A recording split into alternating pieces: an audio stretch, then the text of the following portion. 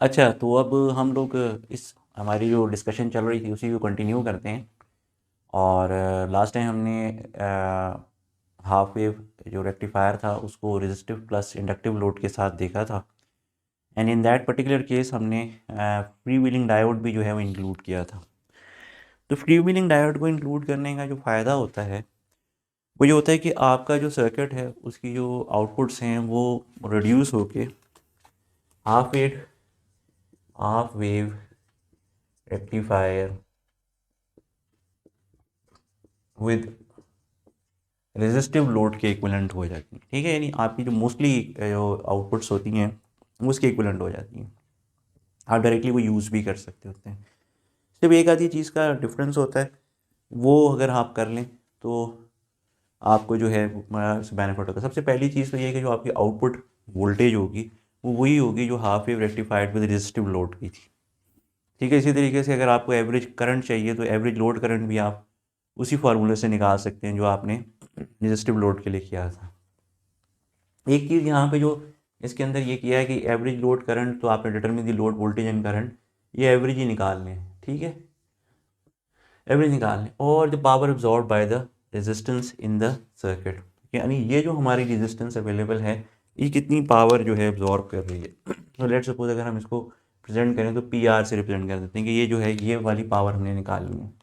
तो मैंने जैसे पहले भी बताया था, हमने लास्ट इसी सेशन में जब हमने पहली प्रॉब्लम डिस्कस की थी तो उसमें भी मैंने बताया था कि जो रजिस्टर होता है उसकी जो पावर एब्जॉर्ब के लिए आप formula I square R use करते हैं, उसके अंदर जो करंट की वैल्यू ली जाती है वो आर एम एस वैल्यू ली जाती है। क्योंकि जो रेजिस्टेंस होती है इट डज़ नॉट डिफ्रेशिएट कि जो आपका सिग्नल आ रहा है या जो करंट आ रहा है वो ए सी है या डी सी है, ये दोनों को कंज्यूम करती है, हीट एनर्जी में कन्वर्ट कर देती है, डिसिपेट हो जाती है। इसलिए यहाँ पे आपको आरएमएस वैल्यू भी निकालनी है करंट की। तो ये जो है इन रियलिटी आपको बता रहा है कि आपको आरएमएस करंट वैल्यू चाहिए।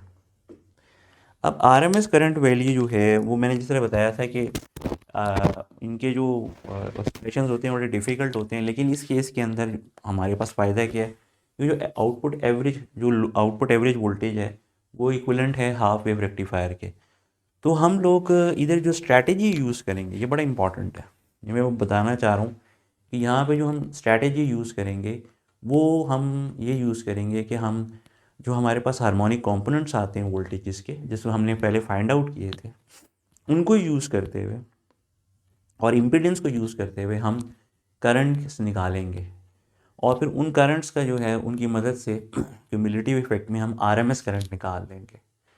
तो ये जो स्ट्रैटेजी है याद रखिएगा, इस सर्किट में खासतौर पर आरएल सर्किट में आप जब यूज़ करेंगे उसी वक्त ये स्ट्रैटेजी यूज़ हो सकती है जब आपकी आउटपुट वोल्टेज जो है वो इसके इक्विवेलेंट हो half wave rectifier with resistive load के।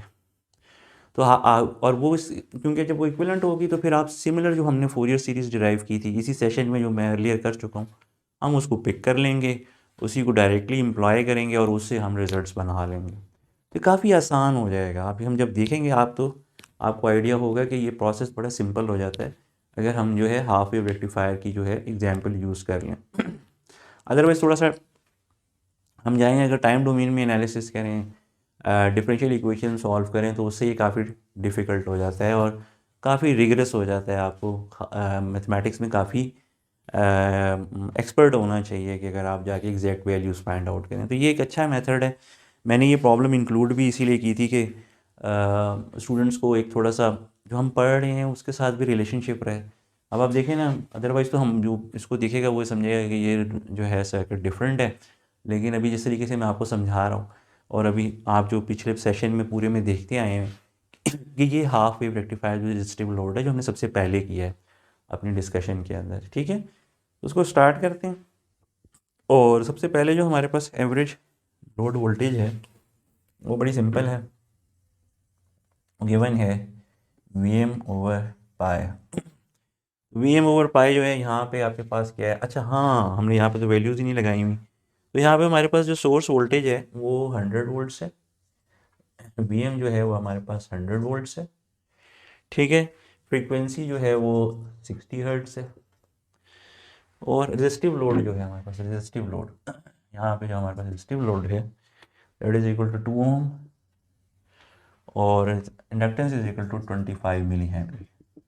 सॉरी मैं डिस्कशन में इतनी तेज़ी से आया कि जो वैल्यूज़ थी न्यूमेरिकल की वही नहीं लिखी। ठीक है, न्यूमेरिकल्स की वैल्यूज़ जो होती हैं वो काफ़ी हमें आइडिया देती हैं, और इसी ख़ास तौर पे इसी सर्किट के पॉइंट ऑफ व्यू से देखें, इसी प्रॉब्लम के हवाले से देखें, तो मैं आपको एक रिकमेंड करूँगा कि ख़ास तौर पे जो ये वाला पोर्शन है इसका आरएमएस करंट जो आप निकाल रहे हैं, उसके लिए आप क्या करें कि रेजिस्टर और इंडक्टेंस की वैल्यू वेरी करें। आप रेजिस्टेंस तो वैल्यू कांस्टेंट ही रखें, क्योंकि जो केसेस मैंने आपको पढ़ाए हैं ना वो बड़े इंपॉर्टेंट हैं। तो रेजिस्टेंस की वैल्यू तो आप कांस्टेंट ही रखें, लेकिन इंडक्टेंस की वैल्यू जो है आप चेंज करके देखेंगे क्या फ़र्क पड़ता है, ख़ासतौर पर वो जो हमारे पास आरएमएस करंट आ रहा है उसके अंदर। तो ये बड़ा इंटरेस्टिंग एक्सरसाइज हो जाएगी और एक इंसाइट डेवलप होगी। जितनी सारी डिस्कशन हुई है हमारी रेजिस्टिव प्लस इंडक्टिव लोड के लिए, ये उस सब में ये बहुत कंट्रीब्यूट करेगी आपकी अंडरस्टैंडिंग को डेवलप करने के लिए। मैंने जिस तरीके से कहा ना कि हम अक्सर जो है ना, आपको टॉपिक बड़ा सिंपल सा लग रहा होता है कि चलो यार आधे घंटे में पढ़ लेंगे, बहुत नहीं हुआ तो 1 घंटे में पढ़ लेंगे, लेकिन उसके अंदर इंसाइट डेवलप करने के लिए आपको काफ़ी काम करना पड़ता है, आपको काफ़ी एफर्ट लगानी पड़ती है। तो अगर वो आप स्किप कर देंगे तो ऑब्वियसली जो नॉलेज का जो सही रियल क्रक्स है ना वो आपको तो नहीं मिलता, टॉपिक तो हो जाता। लेकिन मैं जिस तरीके से शुरू से सेशन से कहता आ रहा हूँ कि एक बार अगर आप किसी भी कन्वर्टर के ऊपर अच्छे तरीके से काम करें और सारे पॉइंट्स को नोट आउट कर लेंगे यार क्या हैं, तो आप बाकी कन्वर्टर्स पढ़ना बहुत आसान हो जाता है, बहुत ज़्यादा आसान हो जाते हैं। यानी कि ये एक आप खुद चीज़ें परसीव करना शुरू कर देते हैं कि अच्छा अब क्या हो, ठीक है ना, क्योंकि हर कन्वर्टर में स्विचिंग ही हो रही होगी और स्विचिंग वेव फॉर्म्स आउटपुट पे आ रही होंगी, तो आप अहेड सोच रहे होंगे दूसरों के निस्बत। बहरहाल चलें अब इसमें आगे देखते हैं, ये वैल्यूज़ रिप्लेस कर देते हैं। वी की वैल्यू 100 है इधर, ये 100 वोल्ट्स रिप्लेस कर दी, पाई से डिवाइड की, हमारे पास क्या आ गया 31.8 वोल्ट्स आ गया। ठीक है, आई नॉट एवरेज भी हम इसी से निकाल लेंगे, ये जो हमारे पास वैल्यू आ रही है वी नॉट एवरेज की, इसी को लेंगे आर से स्केल कर देंगे। ठीक है, तो 31.8 वोल्ट्स है और आर 2 ओम्स है, तो हमारे पास आ जाएगा 15.8 एम्पेयर्स। ऐसा ठीक ठाक 15.9 एम्पेयर ऐसा करंट है इसमें। देखने में नहीं नज़र आता है कि सिंपल सा सर्किट लगता है, लेकिन 15.9 एम्पेयर्स डीसी करंट चल रहा है इसके अंदर।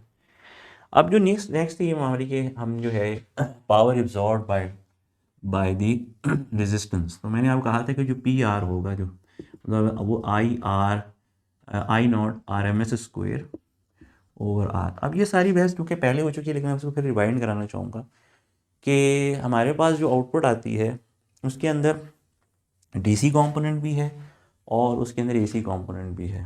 ठीक है, रेजिस्टर का रोल ये है कि वो एसी प्लस डीसी कंपोनेंट दोनों को यूज़ करता है पावर डिसिपेट करने में या पावर कन्वर्ट करने में। तो इस बात को आपको अपने जहन में रखना है कि जब भी आप इस तरीके से पावर कन्वर्जन निकाल रहे होंगे तो आपको आइडिया होना चाहिए कि हम किसके लिए निकाल रहे हैं।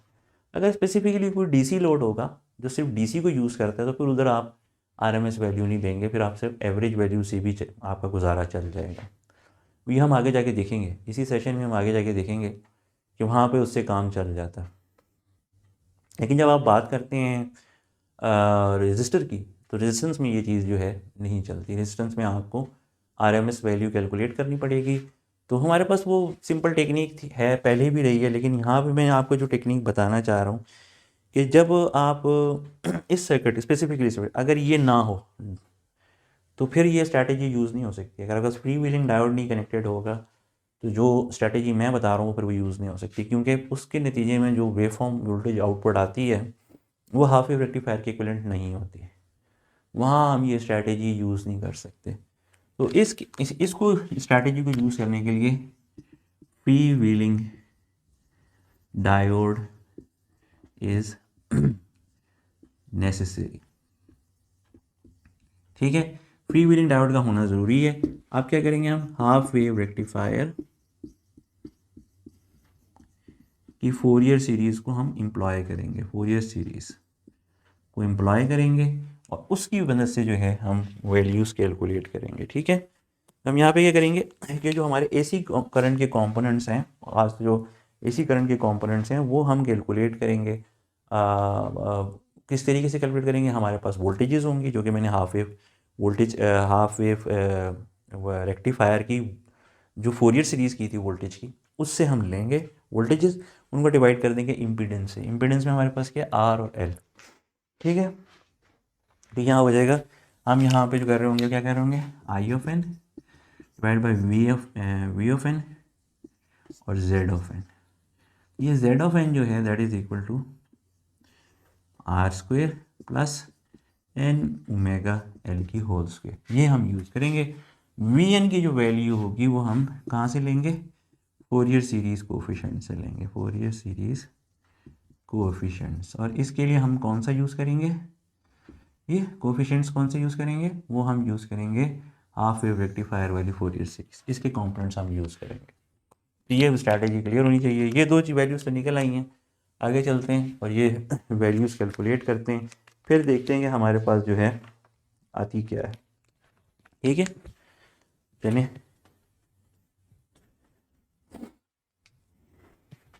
यहाँ तक जो है आपको होपफुली क्लियर हो गया होगा कि हमारी जो है अभी तक ये सिंपल स्ट्रैटेजी, इसमें तो कोई ऐसी चीज़ नहीं है जो यहाँ पे कोई डिफ़िकल्ट हो। थोड़ा सा इस प्रोसेस को आप समझ लीजिएगा तो ये फिर काफ़ी हेल्पफुल हो जाएगा।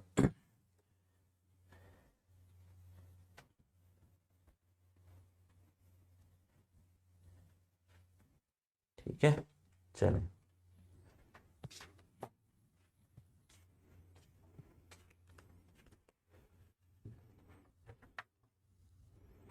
अच्छा, अगर हम हाफ वेव रेक्टिफायर की फोरियर सीरीज की जो हमने जो निकाली थी वो हमारे पास क्या निकली थी, we naught of average plus v m over two sine of omega naught by t, और यहाँ पे हमारे पास क्या थी, एन इवन और माइनस 2 VM, ठीक है, पाई एन स्क्वेयर माइनस 1 और cos of n omega naught T.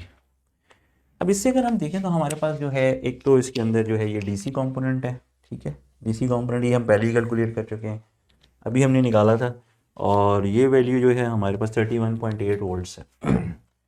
फिर ये हमारे पास कंपोनेंट है, ठीक है, कि ये वी एम कॉम्पोनेंट है, या हमारे पास क्या मैक्सिमम वैल्यू दी हुई है, उसको डिवाइड किया हुआ 2 से, तो ये वी नॉट था, तो ये क्या होगा, आपको नज़र ही आ रहा होगा, ये V1 है हमारे पास। अच्छा, यहाँ पे हमने चूँकि n इवन वैल्यूज़ के लिए लिया हुआ है, तो हम सिर्फ 2, 4, 6, 8 इसके लिए हम इसको कैलकुलेट करेंगे, नो फर्दर वैल्यूज़। तो अब ये से कैलकुलेट करते हैं। So we start with V1, V1 is equal to Vm by 2 100 volts by 2 is equal to 50 volts. अब ये AC कंपोनेंट वैल्यू है, इट्स नॉट अ DC। ये देखें साइनोसाइड लगा हुआ है इसके साथ, तो ये उसकी वैल्यू है। सेकेंड क्या है, V2। तो V2 इसका क्या है, अब यहाँ से अगर हम लें तो V2 जो है वो है 2 VM ओवर पाई 2 स्क्वेयर माइनस 1। ठीक हो गया जी, ये हमने लिया, 2 ज़रा प्लेस कर दिया, इससे आ गया अब क्या, 2 मल्टीप्लाई बाई 100 पाई, यहाँ से 4 आया माइनस 1, ये आ गया 3। So when we were going to divide it by 21.2 volts। ठीक हो गया, आगे चलते हैं, फोर्स वैल्यू ले ली, यहाँ पे हमारे पास क्या होगा, अगेन 2 VM, कोफिशेंट्स ले रहे हैं हम सिर्फ डायरेक्ट, ये कोफिशेंट्स ही जो है ना वो आपको मैग्नीट्यूड दे देंगे, और ये जो होता है ना मैक्सिमम वैल्यू होती है। बाकी तो स्केलिंग के लिए जो स्केल कर रहा होता है ना, तो आगे तो साइनोसाइड ही लगा हुआ है। अब यहाँ पे जो फ्रीक्वेंसी का साइनोसाइड है वो आपके पास फंडामेंटल जो आपकी इनपुट पे आ रही थी, लाइक इधर आ रही थी 60 हर्ट्ज थी इसके केस में, तो वो यहाँ पे आ रहा होगा। आगे देखते हैं भाई, इसके बाद क्या है, एन 4 की स्क्वायर हो गया माइनस 1, तो 2 इंटू 100 भाई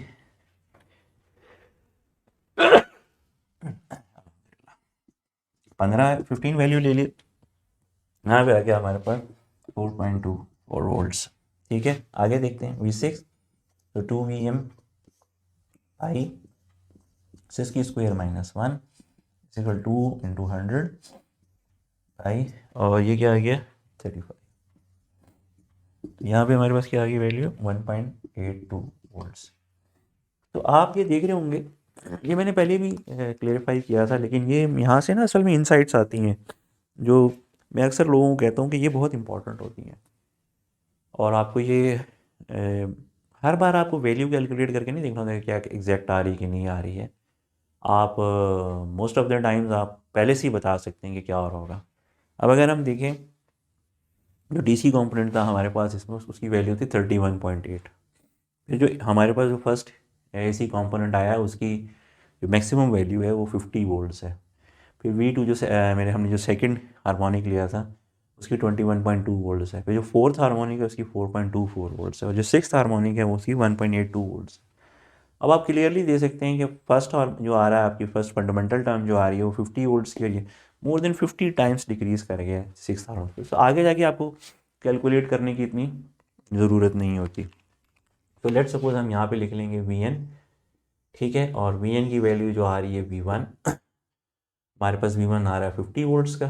फिर V2 आ रहा है हमारे पास 21.2 वोल्ट्स का। सॉरी एक सेकेंड, ये हमारी जो है ना, पहले V0 से स्टार्ट करेंगे। जो हमारी एवरेज थी ज़ीरो जो है वो हमारे पास 31.8 वोल्ट्स था। फिर V1 था हमारे पास 50 वोल्ट्स। फिर हमारे पास V2 है that is equal to 21.2 volts. फिर उसके बाद क्या है, फिर हमारे पास V4 है that is equal to 4.24 volts. और लास्ट हमारे पास क्या है V6 है दैट इज़ इक्वल 1.82 वोल्ट्स। एक एक करके ना हमने सारी वैल्यूज़ जो हैं वो फाइंड आउट कर ली हैं। तो पहले आपने ना ये वोल्टेजेस की वैल्यूज़ निकाल ली हैं, क्योंकि मैंने आपको शुरू में ही हाईलाइट कर दिया था कि जो हम इसमें यूज़ करेंगे फॉर्मूला वो क्या है, I n is equal to v n over z n. मैं बताता हूँ आपको किस तरीके से इससे आर एम एस वैल्यू जो है वो निकल आएगी। फिर हमने ये यूज़ करके निकाल ली, ठीक है। अब जो नेक्स्ट चीज़ हमने करनी है वो हम चलते हैं उसके ऊपर।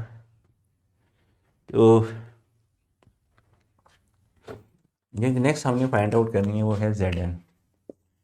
Z N is equal to under root R की square plus N omega L की स्क्वायर, ठीक है। तो फिर यहाँ पे वैल्यूज़ रिप्लेस कर लेते हैं। ओमेगा की वैल्यू जो है हमारे पास क्या है, omega is equal to 2 multiply by pi multiply by 60। तो वो तो ये है। आर की वैल्यू क्या है, आर जो है वो 2 ओम है। एल की वैल्यू क्या है जी, वो है एल की वैल्यू जो है वो 25 मिली हेनरी है। यही है जी, ये सही हो गया। अब हम स्टार्ट करते हैं। तो अगर हम स्टार्ट करें Z1 से, सॉरी Z0 से, तो Z0 से स्टार्ट करें तो Z इज इक्वल टू 2 ओम। बड़ी सिंपल हो गई। फिर हम इसकी वैल्यू Z1 से अगर हम स्टार्ट करें तो हमारे पास क्या हुआ, आर की वैल्यू 2 ओम की स्क्वायर, 2 स्क्वायर प्लस एन की क्या वैल्यू है 1 और 2 पाई मल्टीप्लाई बाय 60, ठीक है, और मल्टीप्लाई बाय 25 मिली हेनरी। तो इसको कर देंगे स्क्वायर। Z1 की वैल्यू हमारे पास क्या आ रही है 9.63 ओम। फिर चलें Z2 ले लेते हैं, अंडर रूट दोबारा कर लेंगे, तो 2 की स्क्वायर प्लस, अब यहाँ पे हम n की वैल्यू डालेंगे पहले, 2 multiply by 2 pi multiply by 60 multiply by 25 into 10 power -3, square करेंगे इसको, क्या आएगा हमारे पास 18.96, 18.96, ठीक हो गया वैल्यू। आगे देखते हैं, हमारे पास है Z की 4, यही लेंगे वैल्यू, 2 की स्क्वायर प्लस, यहाँ पे n की वैल्यू 4 आएगी, 2 pi into 60 into 25 into 10 power -3 whole square is equal to, हाँ जी क्या है ये 37.75 ओम, ठीक है। आगे क्या है, 36 वैल्यू ले लेंगे, Z ऑफ 6 अंडर 2 की स्क्वायर प्लस n की वैल्यू ऑफ 6 रखेंगे, 2 pi into 60 into 25 into 10 power -3 का स्क्वायर, वैल्यू आएगी 56.5 ओम। यहाँ पे हमने एक एक करके सारी वैल्यूज़ जो हैं वो फाइंड आउट कर ली हैं। क्लियर हो गया।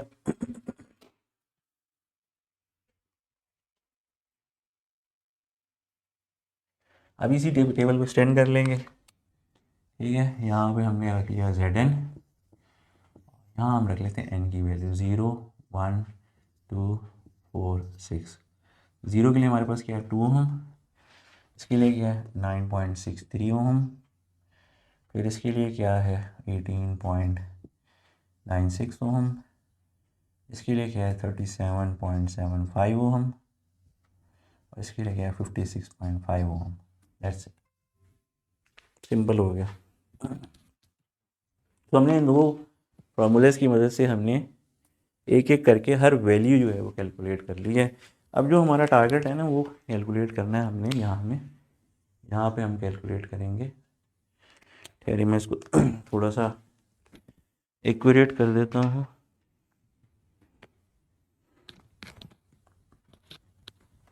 थोड़ा सा इसको मैं सही करके बना देता हूँ।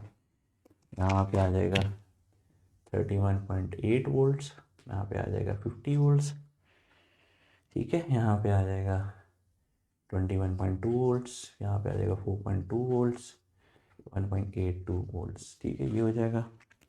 और इधर जो है इसको हम थोड़ा सा इसको सही कर लेते हैं।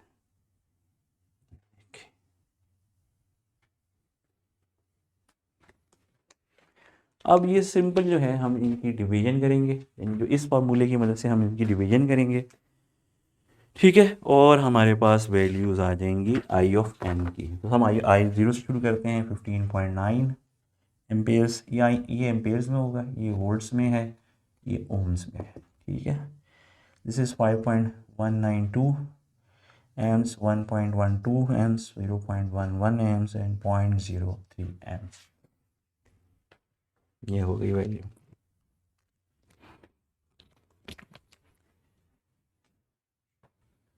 ठीक है। अब हर जो है अलग अलग हमने हर कंपोनेंट जो है वो इसमें निकाल लिया है।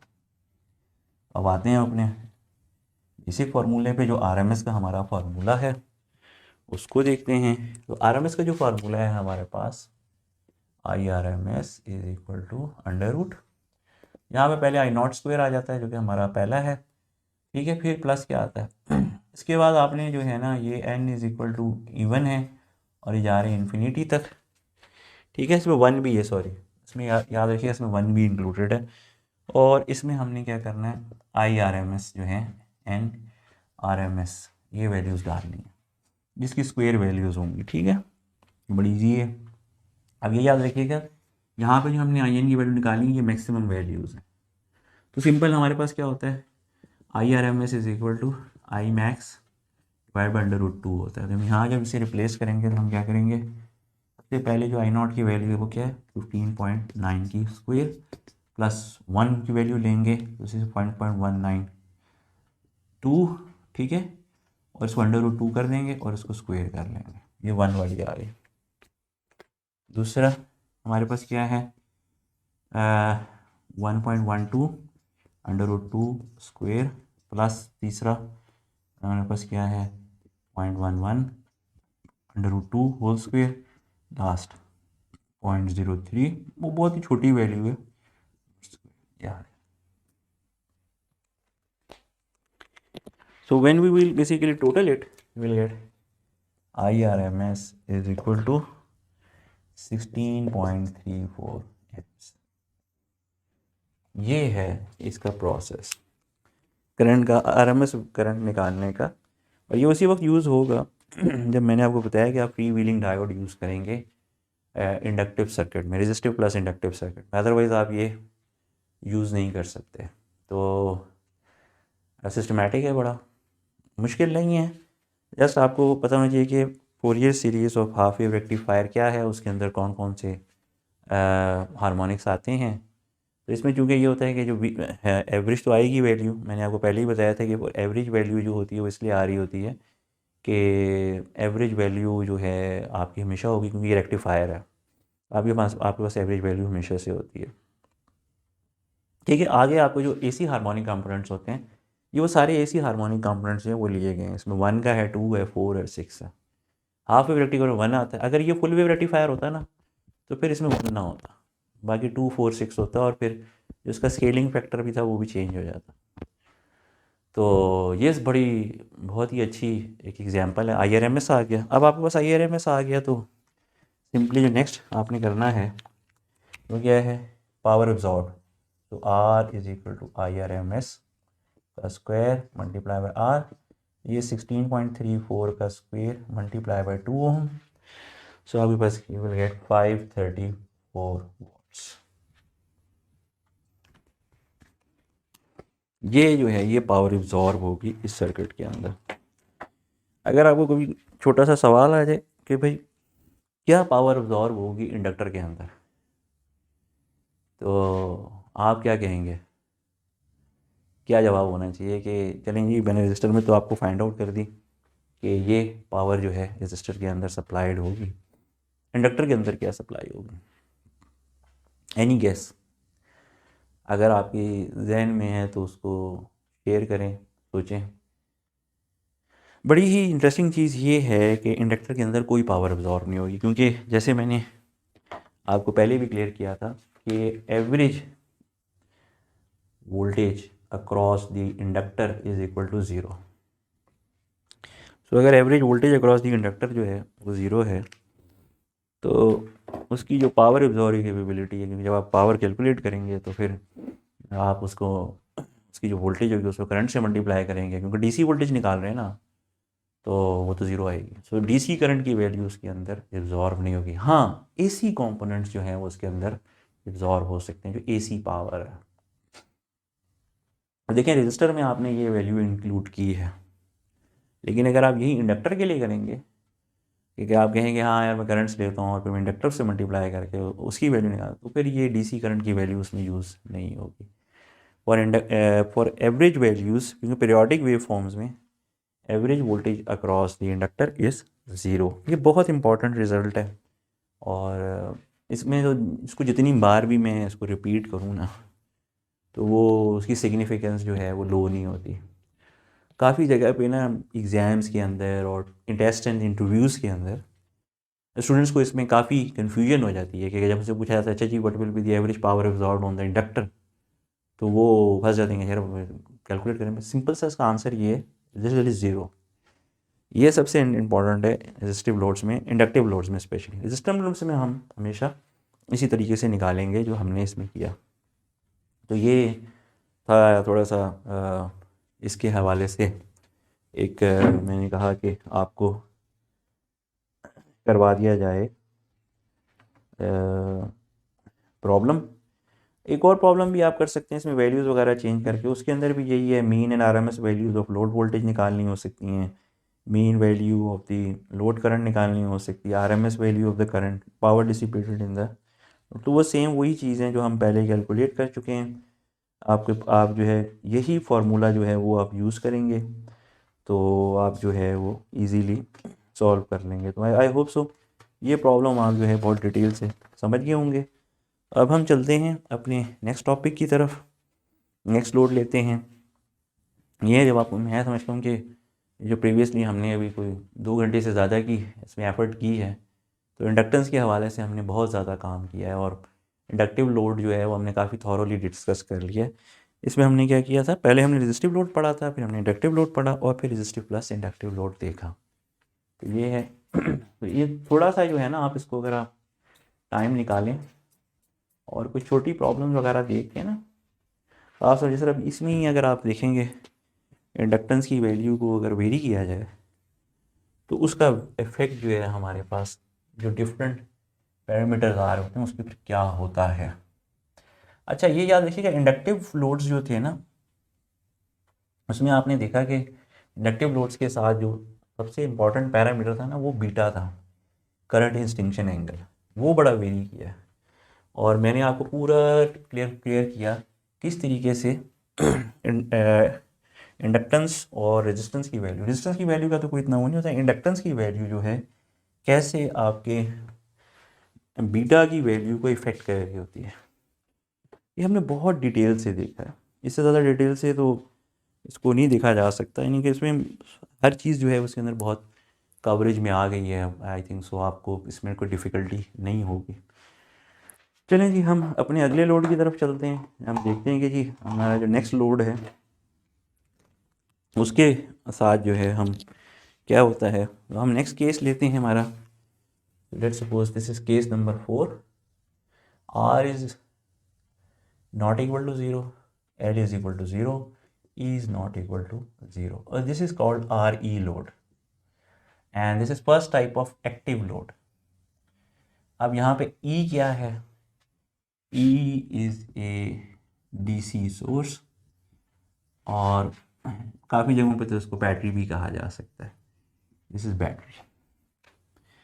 अब हम ये देखेंगे कि देखिए आपने देखा कि अभी तक हम जो देख रहे हैं ना, हमने बेसिक जो लोड लिया था वो रेजिस्टेंस ली थी, फिर उसके बाद इंडक्टेंस इंक्लूड की, फिर आरएल लोड देखा था। हमने इफेक्ट देखा है कि कन्वर्टर सर्किट की आउटपुट्स पे क्या इफेक्ट पड़ता है जब आप डिफरेंट लोड्स जो है वो अप्लाई करते हैं।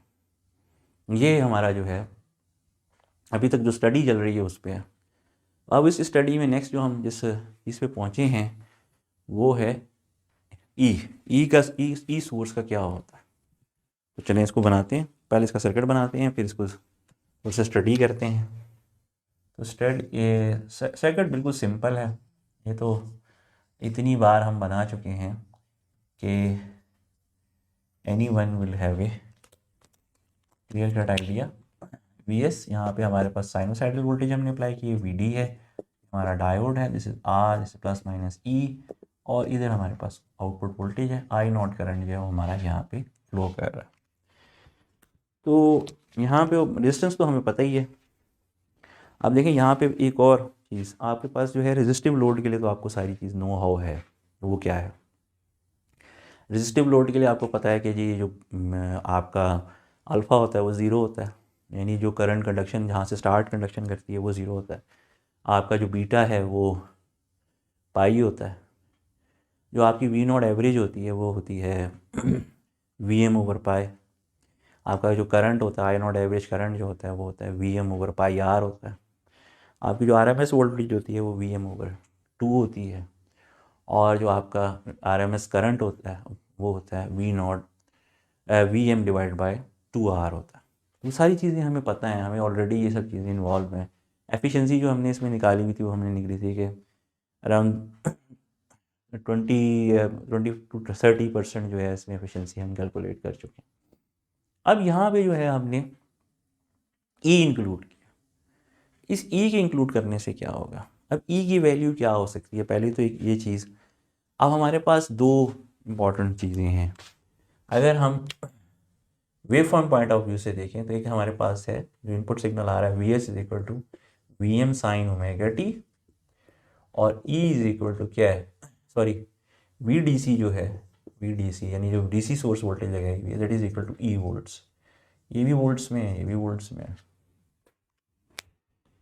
अगर एक छोटा सा मैंने जो प्रिंसिपल पहले भी क्लेरिफाइड किया था वो मैं यहाँ पर दोबारा लिखूँ, तो जो आपका डायोड होता है, diode this you have anode, you have a cathode. यहाँ पे हम प्लस लेते हैं, यहाँ माइनस लेते हैं। फॉर ए फॉरवर्ड बाइस के तौर पे this potential should be greater then this potential. अगर हम फॉरवर्ड बाइस की बात कर रहे हैं तो ये होना चाहिए। रिवर्स बाइस में क्या होगा? This potential is low than this potential, तो ये रिवर्स बाइस हो जाएगा। रिवर्स बाइस होगा तो ये क्या होगा?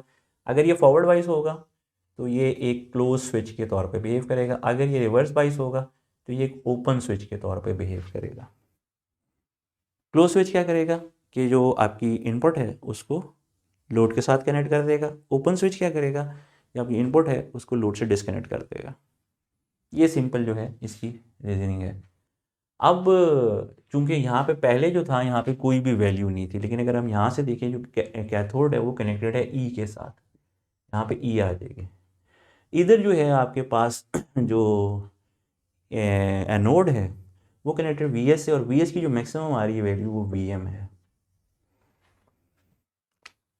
इसका मतलब क्या हुआ? एक छोटी सी चीज़, अगर इफ़ ई की वैल्यू ऐसी हो, if e is greater than we m, then आप क्या होगा? देन आपका स्विच जो है, जो आपका डायोड है, diode is always reverse bias and load is disconnected from source. ये सबसे अहम चीज़ है जो समझने वाली है, ये इसके ऊपर रिस्ट्रिक्शन है।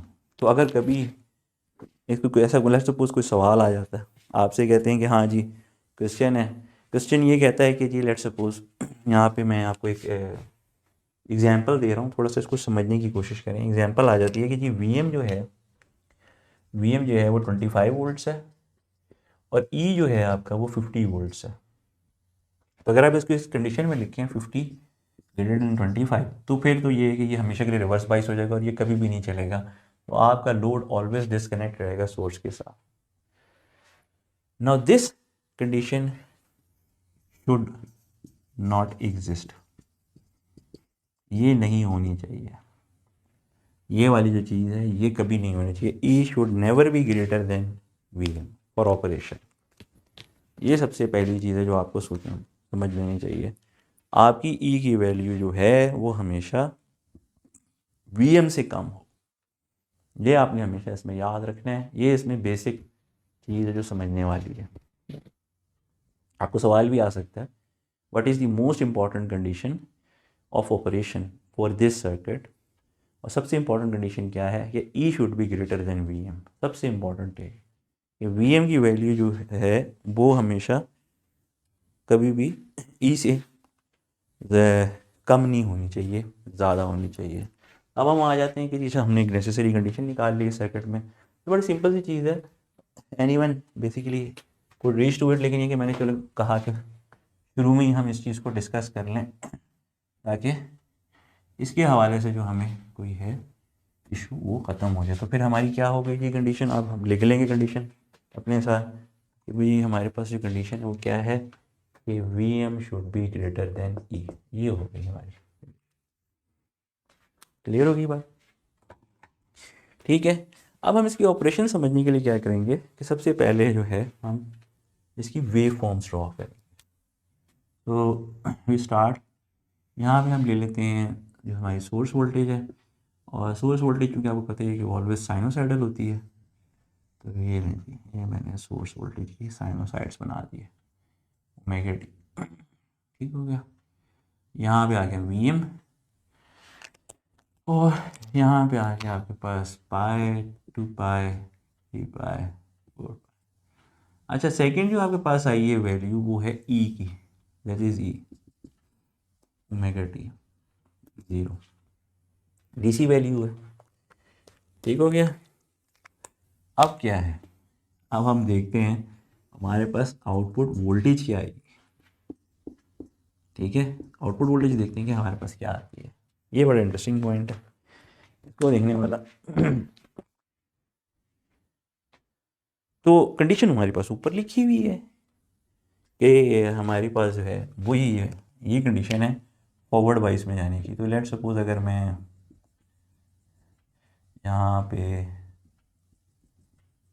आउटपुट वोल्टेज के लिए पहले ये डॉटेड्स में ड्रॉ कर लेते, ठीक है, ये मैंने उसी से ड्रॉ की है, यानी जो ऊपर मेरे पास चल रही है वो इधर आ गई, ये इधर आ गई, ये तकरीबन इधर आ गई है, हमारे पास इधर आ गई। ठीक है। अब ये जो ई का फैक्टर है ये स्केल हो रहा है, तो हमारे पास आउटपुट अब यानी हमारा फॉरवर्ड बाइस होगा कब, हमें सिर्फ ये करना है कि when it will be forward बाइस and when it will be reverse bias. जब फॉरवर्ड बाइस होगा तो क्या होगा कि कंडक्शन करेगा, इसका मतलब ये कि आपकी इनपुट जो है वो आउटपुट से कनेक्ट हो जाएगी। जब हम स्टार्ट करेंगे तो लेट अस सपोज कि अगर मैं यहाँ पे ई की वैल्यू ड्रॉ कर दूँ, ये मेरे पास ई की वैल्यू है तो एट द आउटपुट क्या आ रहा होगा, जब आप शुरू में होंगे तो क्या होगा कि ये रिवर्स बाइस होगा। जब ये रिवर्स बाइस होगा तो ये यही ई की वैल्यू आउटपुट पे आ रही हो। जब से यहाँ पे देखें, ये मैं यहाँ पे थोड़ी सी लाइन ड्रॉ कर देता हूँ, ये मिक्सअप कर रही हैं चीज़ें। हाँ, जब ये ओपन सर्किट होगा यानी दिस इज ओपन सर्किट, जैसे कि यहाँ पे क्यों है भाई ये, क्योंकि ई जो है वो ग्रेटर है वी एम से। अगर ई ग्रेटर है वी एम से तो दिस इज ओपन सर्किट।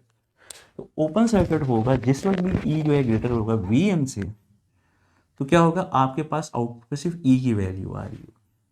तो आप यहाँ पर देख लें। इसके बाद आप इस पॉइंट पे देखें, इस पॉइंट पे देखें तो भी ये ग्रेटर है, तो आपके पास आउटपुट पे ई की वैल्यू आएगी। इधर भी देखें तो यहाँ पर भी ये ग्रेटर है, इधर देखें तो यहाँ पर भी ये ग्रेटर है, और ये इसी तरीके से रहेगा।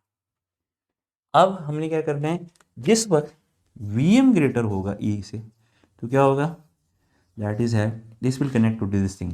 जब ये कनेक्ट करेगा तो हमारे पास आउटपुट वैल्यू जो है ये Vm साइन ओमेगा टी आएगी। This is equal to Vm sine omega T. ठीक है, यहाँ पे क्या आ रही थी, ई आ रही थी, अब यहाँ पे क्या आएगी, Vm साइन ओमेगा टी। और इसी तरीके से इधर भी यही घर होगा, तो यहाँ पर ये साइन ओमेगा टी आएगी। ये जो है ना, ये आपकी वोल्टेज है। अब इसकी स्टार्ट वैल्यू क्या है, स्टार्ट वैल्यू इसकी ई है, और जो इसकी यहाँ पे जो वैल्यू है वो Vm है हमारे पास। ये हमारे पास वोल्टेज की वैल्यू है, सिंपल। सिर्फ हमने ये देखा है कि Vm साइन ओमेगा टी जो है वो किस पे। अब इसको अगर मैं इसको हाईलाइट करूं तो यहाँ पे टाइम पे, ठीक है, ये तो हमारे पास पाई था ना, और ये हमारे पास अराउंड 2 पाई है, ये हमारे पास अराउंड 3 पाई है, दिस इज यहाँ पे अराउंड 4 पाई है, ये बड़ा अहम है, ये क्या एंगल है, जहाँ से करंट की कंडक्शन स्टार्ट होती है उसे हम कहते हैं अल्फ़ा। और इधर जो हमारे पास अल्फ़ा है इस is equal to Vm sine of alpha is equal to E, और sine alpha is equal to E over Vm, और alpha is equal to sine inverse of E over Vm। That's it, ये जी। अब ये वो चीज़ आई है जो मैं समझता हूँ कि अभी तक जितनी भी डिस्कशन होगी उसमें सबसे डिफरेंट है। अभी तक हमने जितनी वेरिएशंस पढ़ी थी उसमें अल्फ़ा की वैल्यू 0 होती थी, but for this circuit alpha that is the conducting angle जो है, स्टार्ट ऑफ कंडक्शन एंगल जो alpha that will be non zero, और उसकी वैल्यू क्या होगी, that is E divide by Vm, और उसका साइन इनवर्स लेंगे। तो यहाँ पे आके आपके पास पता लगेगा कि जो पहला डिफरेंस आया है इस सर्किट का, उससे पहले जितनी डिस्कशन हुई है कि अब अल्फ़ा नॉन ज़ीरो हो गया, इससे पहले अल्फ़ा सारी वैल्यूज़ के लिए ज़ीरो था। ये बहुत ज़्यादा ही अहम चीज़ है, ठीक है ना। आरएल सर्किट होगा उसके लिए अल्फ़ा ज़ीरो है, आपके पास इंडक्टर सर्किट है अल्फ़ा ज़ीरो है, आपके पास रेजिस्टिव सर्किट है अल्फ़ा ज़ीरो है। लेकिन अगर आपके पास आर ई सर्किट है तो alpha is not zero, there will be some value of alpha, और वो किससे गिवन है, alpha is equal to sine inverse of E over Vm, ये हमारे पास वैल्यू होगी। अब चूंकि साइनोसाइडल जो सिग्नल होता है पाई के अक्रॉस जो है वो सिमेट्रिक होता है, पाई के अक्रॉस, तो यहाँ पे अगर हम देखें पाई बाय 2 के अक्रॉस, सॉरी पाई बाय 2 के अक्रॉस ये सिमेट्रिक होता है। तो अब ये जो अगर हम इधर देखें यानी इसके इस तरफ देखें तो आपके पास ये जितनी अल्फ़ा की वैल्यू आई है वो हम वहाँ से भी निकाल सकते हैं। तो बीटा की जो वैल्यू होगी, जो सेकंड इंपॉर्टेंट है, beta is equal to pi minus alpha. So just divide minus कर दें अल्फ़ा को, तो हमारे पास बीटा क्या है, करंट एक्सटिंक्शन एंगल, जो करंट एक्सटिंक्शन एंगल की वैल्यू भी आ जाएगी इस सर्किट के अंदर, ठीक है।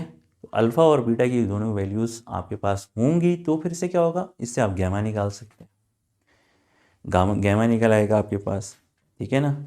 और गैमा क्या है, gamma is equal to beta minus alpha, simple है। तो इस सर्किट के लिए हमारे पास जो गैमा है वो क्या होगा, पाई माइनस 2 अल्फ़ा। ये चीज़ें जो हैं ये आपको नज़र आती हैं जब आप कंपैरिजन साथ साथ कर रहे होते हैं। आप कहते हैं अच्छा, मैं जो सारी इस सेशन को एक रखने का मकसद भी यही था कि कोई भी इसको अगर बैठ के देख रहा हो तो वो ये देखे कि किस तरीके से आपकी जो ओवरऑल अंडरस्टैंडिंग है डेवलप करती है, बिल्डअप करती है। टाइम तो बहुत लगता है, मैं तो मानता हूँ कि ये कोई इतनी ईजी चीज़ नहीं है कि आप टाइम ना दें और ये हो जाए, ऐसा नहीं है। टाइम तो बहुत लगता है, लेकिन जो इनसाइट डेवलप होती है, डिफरेंट पैरामीटर्स की बारे में जो आपको इन्फॉर्मेशन हासिल होती है और जो अंडरस्टैंडिंग बन रही होती है कन्वर्टर के साथ, वो मैं समझता हूँ कि वो दोबारा कभी आपको नहीं मिलती। एक बार अगर आप समझ लें तो you never need to do it again in life. आपके लिए वन टाइम वो इनफ है। तो इसलिए मैं ये रिकमेंड करता हूँ, इसको अगर आप एज ए होल देखें तो आपकी कन्वर्टर्स के हवाले से बहुत डीप इनसाइट नॉलेज जो है वो डेवलप हो सकती है। ठीक है, तो यहाँ हमारे पास ये हो गया। अच्छा, अब इसमें एक चीज़ तो रह गई, आप कहेंगे आपने आउटपुट वोल्टेज तो बना दी लेकिन आपका आउटपुट करंट रह गया। हाँ, अब ये आउटपुट करंट जो है हम उसको भी देख लेते हैं और इधर देखते हैं कि क्या आता है। ठीक है, ये बेसिक सी चीज़ें हैं जो आपको समझनी है। ये मैंने सारी लिख दी हैं, ये आप नोट डाउन कर लें ताकि अभी हम आगे चलते हैं, हम करंट को भी देखते हैं। तो करंट भी हमारे पास निकल आएगा। ठीक हो गया, मुश्किल नहीं है ये टॉपिक, लेकिन जब रिक्वायर करते हैं कि अंडरस्टैंडिंग के साथ जो है वो इनको डेवलप किया जाए। ठीक है, अंडरस्टैंडिंग के साथ। अब देखिए इसमें सारी चीज़ें हैं हमारे पास पहले से लिखी हुई हैं। यहाँ पे हमारे पास पाए है, यहाँ पे हमारे पास 2 पाए है, यहाँ पे हमारे पास 3 पाए है। अब ये जो है यहाँ पे ये आपके पास अल्फ़ा है, यहाँ पे आपके पास बीटा है। इधर आपके पास कोई वैल्यू नहीं है क्योंकि ये ई, जिस पर ये ओपन होगा ना, ओपन सर्किट होगा तो ये ई आ रहा होगा, यानी ये सर्किट ऐसे होगा।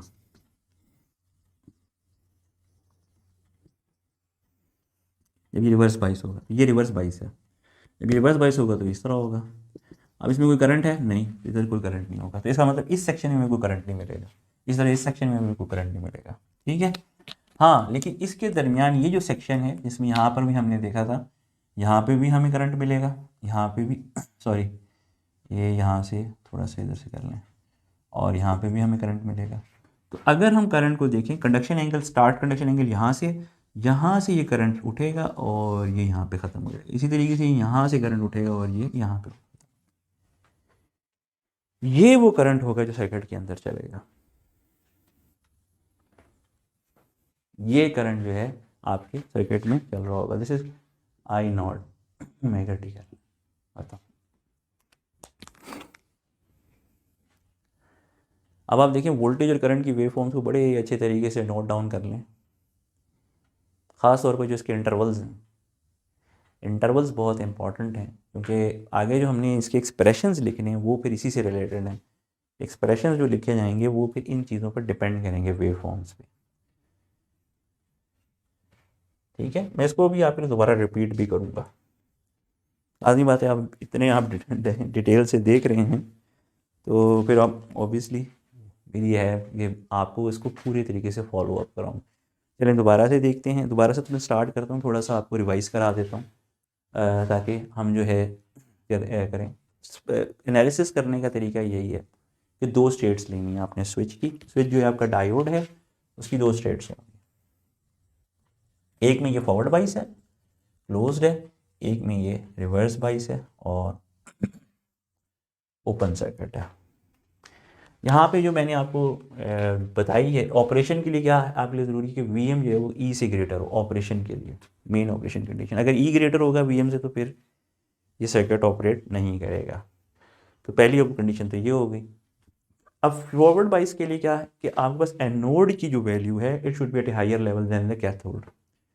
तो जब तक अब आप स्टार्ट करते हैं आपके पास साइनोसाइडल सिग्नल है, अगर V M sine omega T less than E है तो आपका अल्फ़ा नहीं आएगा। आपका अल्फ़ा कहाँ पे आएगा? आपका अल्फ़ा उस वक्त आएगा जब V M sine omega t बराबर हो जाएगी ई के, फिर आपका अल्फ़ा आ जाएगा। तो ये वैल्यू मैंने निकाली हुई, ये मैंने पहले कैलकुलेट की थी, आपने लिखी हुई भी है।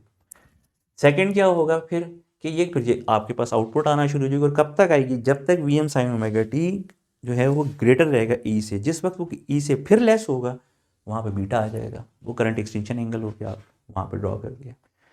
आगे ये जो वैल्यू आ रही है ये वैल्यू सारी जो है आपकी ई की आउटपुट आ रही है, क्योंकि फिर जब ओपन सर्किट हो जाएगा फिर रिवर्स बाइस हो जाएगी। जब ओपन सर्किट हो जाएगा तो फिर क्या होगा? ई की वैल्यू आउटपुट पे आ रही होगी, करंट कोई भी नहीं होगा, करंट देखें कोई भी नहीं है।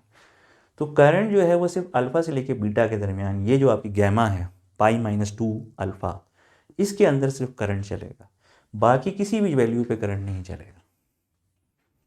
ये है half wave rectifier, uncontrolled half wave rectifier with R E load की आउटपुट्स। तो ये हमारे पास ये आएगा। इसी तरीके से फिर ये पूरा ये अब यहाँ पे जो जब एक बार ये नीचे चला जाएगा ई से, फिर ये रिवर्स बाइस हो जाएगी, फिर रिवर्स बाइस ही रहेगी आउटपुट तक। जितनी देर रिवर्स बाइस रहेगी ई की वैल्यू आउटपुट पे आती रहेगी और करंट की वैल्यू 0 रहेगी। तो करंट सिर्फ इस अल्फा और बीटा के दरमियान आएगा, वोल्टेज की वैल्यूज आपको मिलती रहेंगी। अब ये सारा हो गया है, तो अब हम बड़े इजीली अगर देखें तो हम एक्सप्रेशंस लिख सकते हैं। तो लेट्स सपोज अगर if I write expression for voltage as well as for current, बड़ा आसान हो जाएगा हमारे लिए। अगर हम ये दोनों एक्सप्रेशंस लिख लेते हैं तो कोई डिफ़िकल्टी नहीं रहेगी, फिर तो बात ही बहुत आसान हो जाएगी। हैं जी, क्यों? So if I write it down V naught omega T that is equal to, ये लें जी, पहले ई वैल्यू आ रही हुई कब, 0 से t omega T less than alpha. यहाँ पे क्या है, V M sine of omega t आएगी, अल्फ़ा ओमेगा टी बीटा, और फिर आगे क्या आएगी, ई दोबारा आएगी, beta omega T less than 2।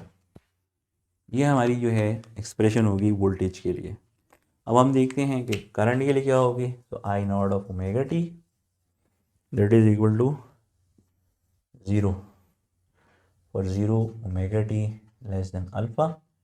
यहाँ पे क्या आएगी, V M sine omega T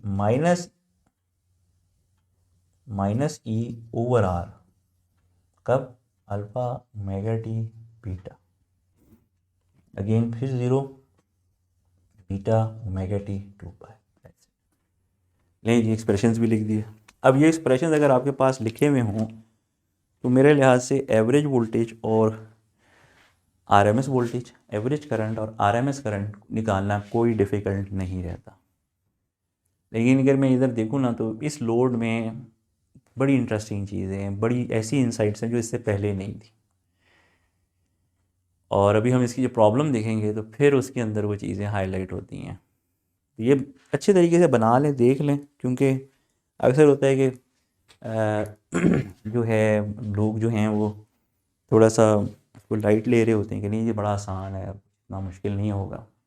लेकिन अभी जो हम अभी चीज़ें देखेंगे उससे हमें आइडिया होगा कि ये इतना सिंपल नहीं है, बल्कि ये जो है काफ़ी इन डेप्थ एनालिसिस ले जाता है। प्रॉपरली अगर किया जाए, प्रॉपरली अगर चीज़ों को देखा जाए तो हमें इसमें टाइम लग सकता है। आई होप सो ये आपने बना ली होंगी। एक छोटा सा एनालिसिस है यहाँ पे, कुछ चीज़ें हैं मैं चाहता हूँ कि हम डिस्कस कर लें। ख़ासतौर पे इस सर्किट की जो पीक इन्वर्स वोल्टेज होती है वो डिफरेंट होती है जो हम इससे पहले पढ़ के आए हैं उनसे। उसकी कुछ बुनियादी वजह है तो वो उसको भी देख लेते हैं, ठीक है। मेरा ख्याल है आपने ये वेव फॉर्म और सब चीज़ें बना ली होंगी। हम यहाँ से स्टार्ट कर लेते हैं इसको, सारा एक्सप्रेशन के लिए भी हो गया, ठीक है। और ये वेव फॉर्म हमारी जो है वो कंप्लीट हो गई है, कि हमने सारी पॉसिबिलिटीज़ देख ली, ठीक हो गया। चलें जी, अब अगर हम इसको दें पीक इन्वर्स वोल्टेज के लिए हम क्या करेंगे कि इसी सर्किट को जो है लेट्स सपोज अगर हम रिवर्स बाइस में बनाएं तो ये ओपन हो जाएगा, रेजिस्टर ई यहाँ पे आ रहा है माइनस प्लस वी डी, ठीक है, आर प्लस माइनस ई, ठीक है, ये आ गया। अच्छा, अब हम इसको लिखते हैं, मेरे पास जो आ रहा है केवीएल में लिखते हैं, केवीएल तो मेरे पास आ जाएगा minus V S plus V D plus E that is equal to 0, और अगर मैं उसको लिखूँगा तो मेरे पास आ जाएगा V D is equal to V S minus E, ठीक है। और वी एस माइनस ई जो है यानी जब, और कंडक्शन के लिए तो वो मैंने पहले ही करवा दिया था। अब हम ये देखेंगे कि हमारे पास जो है डायोड के ऊपर जो है कंडक्शन के लिए अगर हम लें तो V S is equal to E होगा, तो कंडक्शन होगी V M sine omega T equal to E, और यह आ जाएगा omega T sine inverse of E over V M, और ये हो जाएगा अल्फ़ा के इक्वल। ठीक है। करंट जो है हमारे पास I naught equal to V S minus E over R हो जाएगा, V M sine omega T minus E over R, ये हमारे पास करंट आ जाएगा। अब इसमें जो पीक इनवर्स वोल्टेज होगी वो क्या होगी, तो जब हम यहाँ से माइनस अप्लाई करेंगे तो यहाँ पे हमारे पास आएगा माइनस प्लस, और ये आ रहा हमारा प्लस माइनस। तो यहाँ पे जो पीक इनवर्स वोल्टेज होगी, हम पीक इनवर्स वोल्टेज जो लेंगे, पीक इनवर्स वोल्टेज जो ये एब्सोल्यूट वैल्यू होती है, तो यहाँ पे हमारे पास क्या आएगी, वी एम प्लस ई। तो यहाँ पे जो वी एम जो इस साइड से मैक्सिमम आ रही थी, उधर से ई यहाँ से वो आ जाएगी, ई की वैल्यू, ये दोनों ऐड होके आपके पास आ रही होंगी in the peak inverse voltage. तो आप यहाँ पे जो आप डायोड यूज़ करेंगे इस लोड के साथ, उसकी जो peak inverse voltage should also have extra capacity to include E as well. ठीक है ना, जो भी वी एम है आपकी, लेट सपोज अगर आप एसी जो हमारे पास सप्लाई आ रही थी उसको, तो वी एम उसमें अमूमन 325 होती है, उसमें आप ई जो आपने बैटरी लगाई हुई है उसकी वैल्यू भी इंक्लूड कर लेते हैं, लेट सपोज 12 वोल्ट है या 24 वोल्ट है, तो वो भी ऐड हो जाएगी पीक इनवर्स वोल्टेज के लिए। ये काफ़ी इंपॉर्टेंट है। इसमें काफ़ी लोग जो है वो मिस्टेक कर जाते हैं, मेरा इसमें यही ये है कि ये सिंपल इधर से आप केवीएल लिख के ये वैल्यू निकाल सकते हैं, पीक इनवर्स वोल्टेज जो आपके डायोड को फेस करनी पड़ सकती है इसके अंदर आ जाती है। ठीक है, तो हमारे पास जो है वो ये जो केस है ये भी डिस्कस हो जाता है। ठीक हो गया, ठीक है। यहाँ पे हमने सारी जो है इसकी डिस्कशन कर ली है। अब हम इससे रिलेटेड एक प्रॉब्लम देखते हैं और उसके हवाले से हम थोड़ी सी डिस्कशंस करते हैं, फिर देखते हैं कि जी किस किस्म की जो है इसमें प्रॉब्लम जो है बड़ी, ये जो हाँ से जब तक आप इस लोड पे जाते हैं तो बड़ी प्रैक्टिकल किस्म की प्रॉब्लम जो है तो पावर इलेक्ट्रॉनिक्स में जो है वो फेस होना शुरू हो जाती हैं। आरी लोड्स पे जब आते हैं तो आपके पास जो है बैटरी चार्जिंग आ सकती है, इवन कोई मोटर जो है वो आपकी पीक इनवर्स की जो है इसमें बन सकती है। तो एक प्रॉब्लम लूँगा जो बड़ी मैं समझता हूँ कि क्लासिकल प्रॉब्लम है और काफ़ी डिस्कस्ड है, यानी काफ़ी जगहों पे मिल जाती है आपको आरी लोड के हवाले से, वो बैटरी चार्जिंग की है और बहुत ज़्यादा ये डिस्कस प्रॉब्लम है। इसके अंदर जो है आर का भी उसके अंदर हमारे पास जो है पॉसिबली इफ़ेक्ट होता है, रेजिस्टिव हमारे पास जो इफ़ेक्ट होता है। तो हम पहले से स्टार्ट करते हैं। इसमें होता है बैटरी वोल्टेज है आपके पास 12 वोल्ट और उसकी कैपेसिटी जो है वो 100 वाट आवर है, यानी ये बैटरीज की कैपेसिटी जो होती है ना एम्पेयर आर में होती हैं, या ये कितनी करंट प्रोवाइड कर सकती हैं कितनी देर तक। अगर 100 वाट आवर है इसका मतलब ये, सॉरी एम्पेयर आवर है, 100 एम्पेयर, ये 100 एम्पेयर दे सकती है 1 घंटे। और अगर 100 वाट आवर है तो ये इसकी पावर कैपेसिटी है कि ये 100 वाट्स प्रोवाइड कर सकती है फॉर 1 आवर। अगर पूरे 100 वाट्स प्रोवाइड करें, अगर आप उसमें 10 वाट्स लेंगे तो फिर वो 10 आवर्स के लिए हो जाती है। ये भी देख लेते हैं। फिर इसमें यह कि average current should be charging current, average charging current should be that is IDC charging current, क्योंकि यहाँ पे आप बात कर रहे हैं DC वैल्यू की, तो वो जो है उसमें चार्जिंग करंट जो है वो होगा। मैं ये देखता हूँ, यहाँ पे हम सर्किट बना लेते हैं, थोड़ा समझ उसी वक्त आएगा जब सर्किट बना हुआ होगा, फिर इसकी पता लगेगी अच्छा जी बात क्या हो रही है। यहाँ पे हम प्रॉब्लम ले लेते हैं। प्रॉब्लम बहुत इंटरेस्टिंग प्रॉब्लम है, काफ़ी क्लासिक है, यानी बहुत सारी जगहों पे ये मिल जाती है। ये ओरिजिनली ये बुक जो थी राशिद की बुक में ये प्रॉब्लम डिस्कस की गई थी और वहाँ से ये फिर चलती गई, काफ़ी जो है इसमें जगहों पे आपको इंटरनेट पे भी मिल जाती है। यहाँ पर 12 वोल्ट्स है, ये आर है, ये जो है डायोड है आपके पास। यहाँ पे आपके पास जो BS सप्लाई जो आ रही थी वो क्या थी, हाँ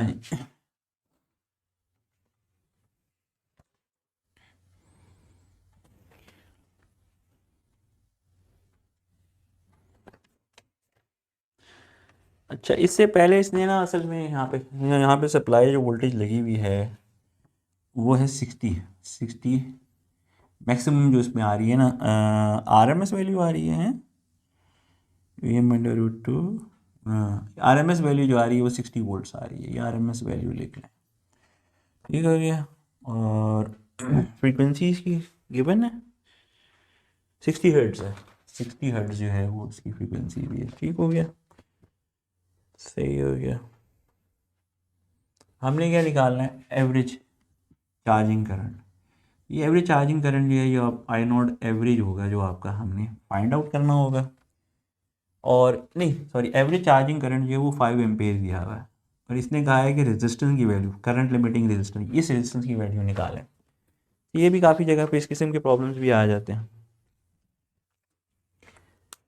अब ये आ रही लोड है, और इसके अंदर जो है अब थोड़ा सा डिफरेंट दिया है टास्क। प्रॉब्लम ने ये कहा है कि आपने वैल्यू निकालनी है किसकी, आपने वैल्यू निकालनी है रेजिस्टेंस की। तो भाई रेजिस्टेंस की कैसी वैल्यू निकल सकती है, थोड़ा सा उसको देख लेते हैं, ठीक है। पहले ये समझ लें आप क्या हो रहा है, यहाँ से आप AC सप्लाई लगा रहे हैं, ये डायोड लगा हुआ है, यहाँ पे आपके पास एक बैटरी लगी है, और ये जो रेजिस्टर है ये करंट लिमिटिंग रेजिस्टेंस है। बैटरी अगर आप करंट लिमिटिंग रेजिस्टेंस के बगैर लगाएंगे ना तो बैटरी बहुत ज़्यादा करंट ड्रॉ करती है, अगर वो डिस्चार्ज हो, इनफाइनाइट करंट भी ड्रॉ कर सकती है, और वो काफ़ी हर्टिंग होता है आपके सिस्टम के लिए। तो उसका उसका तरीका ये होता है कि उसको करंट को लिमिट कर देते हैं। करंट को लिमिट करने का तरीका ये होता है कि रजिस्टर लगा देते हैं। अब क्योंकि हमें इस प्रॉब्लम के अंदर हमें चार्जिंग करंट तो पता है, चार्जिंग करंट अराउंड 5 एम्पेयर है डीसी का, हमने 5 एम्पेयर करंट डीसी, इसको 5 एम्पेयर लिमिट करने के लिए आपको एक रेजिस्टेंस की वैल्यू चाहिए होगी। हमने फाइंड करना है कि वो रेजिस्टेंस की वैल्यू क्या है। बैटरी की जो कैपेसिटी दी हुई है, जो कैपेसिटी यहाँ पे एक्सप्लेन्ड है बैटरी की, वो है 100 वाट आवर्स। हाँ बैटरी कैपेसिटी जो दी हुई है, कैपेसिटी 100 वाट आवर्स है। इसका मतलब ये होता है कि अगर आप इससे 100 वाट्स लें, 100 वाट्स अगर इससे आउटपुट लें तो ये 1 आवर चलेगी। लेट्स सपोज अगर आप 10 वाट्स लेते हैं तो ये 10 आवर्स चलेगी, सिंपल मल्टीप्लाई करके आपके पास ये रिजल्ट आ जाती है। This is 100 watt hour. तो आपके पास ये बैटरी है जिससे आप अगर 100 वाट्स 1 घंटे के लिए लें तो ये आपको कितना देती है, 100 वाट आवर। ये कैपेसिटी है इसकी बैटरी की। तो ये हमने क्या किया, यहाँ पे उसके पास चार्जिंग करंट आ गया, इसका बैटरी कैपेसिटी आ गई, बैटरी की वोल्टेज आ गई। अब आप कहेंगे कि फ़र्क क्या है। पहली बात ये कि बैटरी जो है ना उसको चार्ज करने के लिए आप हमेशा DC वैल्यू यूज़ कर सकते हैं, AC वैल्यू बैटरी कभी एक्सेप्ट नहीं करेगी, ठीक है। तो जो इसके अंदर अगर आपको सवाल आता है पावर एब्जॉर्ब बाय बैटरी, तो इसका मतलब आप हमेशा पावर एब्जॉर्ब के लिए आपको हमेशा ही वैल्यू जो निकालनी होगी वो DC वैल्यू निकालनी पड़ेगी, क्योंकि battery doesn't takes in AC values, it just accepts DC values. तो ये यहाँ पर पहला क्लियर हो गया। ये अब इससे पहले हम मैंने इस सेशन में ये चीज़ डिस्कस नहीं की है, इसलिए ज़रा जहन में रखें कि अब मेरे पास पहली बार ऐसा लोड है जो एक्सेप्ट ही DC इनपुट लेता है और AC वैल्यू को रिजेक्ट कर देता है। ये ऐसा ही है, इसकी बैटरी की है। फिर इसके बाद जो रजिस्टर है ना, रजिस्टर मैंने आपको पहले ही कई बार समझा चुका हूँ कि वो AC वैल्यू भी लेता है और DC वैल्यू भी लेता है। तो अगर आप पावर एब्जॉर्ब बाय रजिस्टर लेंगे वहाँ पे RMS वैल्यू लेंगे, अगर आप पावर एब्जॉर्ब बाय DC लेंगे वहाँ पे आप एवरेज वैल्यू लेंगे। ये समझ आया आपको? क्योंकि ये चीज़ जो है ना ये इससे पहले डिस्कस नहीं है इस सेशन के अंदर, ये थोड़ा सा आपको सोचनी पड़ेगी कि अगर आप लेंगे पावर एब्जॉर्ब बाय बैटरी तो आप एवरेज वैल्यू लेंगे करंट या वोल्टेज की, उससे निकालेंगे। और अगर आप पावर एब्जॉर्ब बाय रेजिस्टर लेंगे तो फिर आप RMS वैल्यू लेंगे, उससे निकालेंगे। ये चीज़ जो है सबसे अहम है। सवाल आ सकता है कि आपके पास ये लोड गिवन है, इसमें किस वोल्टेज की मदद से आप रेजिस्टर के लिए कैलकुलेशन करेंगे, दैट इज़ आपको वहाँ पे करंट या वोल्टेज जो चाहिए होगी वो RMS वैल्यूज़ चाहिए होंगी, और किसकी मदद से आप बैटरी के लिए पावर जो आप कैलकुलेशन करेंगे तो वहाँ आपको एवरेज वैल्यूज़ चाहिए होंगी, एवरेज वोल्टेज या एवरेज की करंट की वैल्यू चाहिए होगी।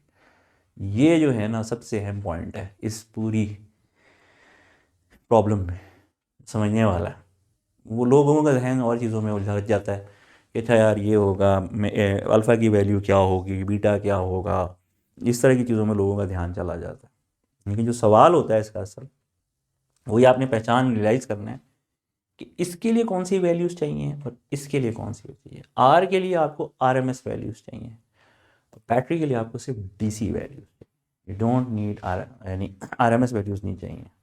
ये ज़रा ध्यान में रखिएगा, बाकी इसमें कोई इतना मुश्किल नहीं है, कर लेंगे आप, ठीक है ना। हाँ चलें इसको थोड़ा सा सॉल्व करते हैं। तो हम स्टार्ट करते हैं इसको। सबसे पहले हम ये करते हैं कि वी एस जो है हमारे पास यहाँ पे, क्योंकि इसकी R M S value given है, तो हम इससे मैक्सिमम वैल्यू निकाल लेते हैं। मैक्सिमम वैल्यू जो है मेरे पास क्या है, 60 multiplied by √2 and this is equal to 84.85 volts. ठीक है, इसका मतलब मैक्सिमम वैल्यू जो है वो ई से तो बड़ी है। ई जो है मेरे पास सिर्फ 12 वोल्ट्स है, तो बस ठीक है। अब यानी कंडीशन सेटिस्फाइड हो गई, हाँ जी ये इफेक्टिव है, ये चल सकता है। फिर इसके बाद क्या है, अल्फ़ा की वैल्यू अगर मैंने निकालनी है अल्फ़ा, तो अल्फ़ा जो है वो मैंने गिवन था sine inverse of E over V M. तो ई क्या है 12, और गलत कर दिया मैंने, तो सही कर लेते हैं।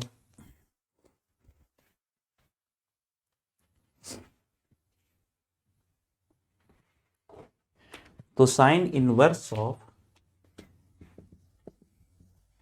ई की 12 84.85, ये हमारी निकली क्या 8.13 डिग्रीज। ये है आपके आगे अल्फ़ा की वैल्यूज़। अच्छा, इसको जब हम कैलकुलेशंस में यूज़ करते हैं ना, तो फिर हम इसको रेडियंस में कन्वर्ट कर लेते हैं, क्योंकि मैंने आपको बताया था कि ओमेगा टी जो होती है ना, ओमेगा टी जो होता है उसका उसकी वैल्यूज़ जो होती हैं वो रेडियंस में होती हैं। ये भैया शुरू में डिस्कस हम कर चुके हैं, तो डिग्रीज में नहीं होती, तो इसको फिर रेडियंस में कन्वर्ट करते हैं। सिंपल होता है 0.0175 का फैक्टर होता है, उससे मल्टीप्लाई कर लें, ये कन्वर्ट हो जाता है। ठीक है, अच्छा हमारा बीटा बीटा भी आ जाएगा। आप कहेंगे बीटा भी निकाल लें, तो beta is equal to pi minus alpha होता है, this is equal to 180 degree minus 8.13 degrees, और ये हमारे पास आ जाएगी 171.87 डिग्री, ये आ जाएगी। बीटा भी आ गया हमारे पास। ठीक है, हम आप लेते हैं चार्ज। तो हमारे पास जो आई नॉट एवरेज करंट के लिए वैल्यू जो होती है आई नॉट एवरेज, तो 1/2 पाई, ठीक है, अल्फ़ा से बीटा। ये मैंने वो जो एक्सप्रेशंस पहले लिखे हुए थे आपके पास लिखे हैं, वहीं से मैंने V M sine omega T minus E over R D of omega t, ये लीजिए। ये हम एक्सप्रेशन यूज़ करेंगे for finding the average value of the current. ये पहले ही निकल चुका है, सारे एक्सप्रेशन लिखे हैं, सीधा एक्सप्रेशन से मैंने ये लिखा है। इसमें कोई ऐसी चीज़ नहीं है जो मुश्किल हो या आपको समझना, ये सारे एक्सप्रेशन में लिखवा चुका हूँ आपको। ठीक है, अब इस प्रॉब्लम में जो इंटरेस्टिंग बात ये है कि हमारे पास ये आई नॉट एवरेज गिवन है, ये तो गिवन है, वो मेरे पास लिखा हुआ है, हमारे पास ये रेजिस्टेंस नहीं है। तो मैं अगर इसको थोड़ा सा रीस्ट्रक्चर कर लूँ, तो मेरे पास यहाँ पे आर आ जाएगा, और यहाँ पे मेरे पास आ जाएगा 2 pi into I naught average, और यहाँ पे मेरे पास आ जाएगा alpha to beta V M sine omega T minus E D of omega t, that's it. इसको देख लें अगर आपको समझ आ रहा है तो भाई ये क्या हो रहा है, तो फिर तो बड़ा इजी हो जाता है।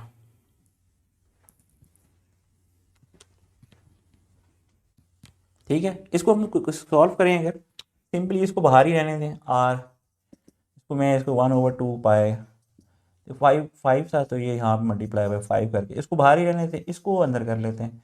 ये जाएगा, ये हमारे पास आ जाएगा V M alpha to beta sine of omega T, ठीक है, और माइनस ई, ये भी इधर आ जाएगा alpha to beta D of omega T इधर लिखिएगा, यहाँ पर डी ऑफ ओमेगा टी आ जाएगा। दैट्स इट, बताओ सिंपल ये इंटीग्रेशन है।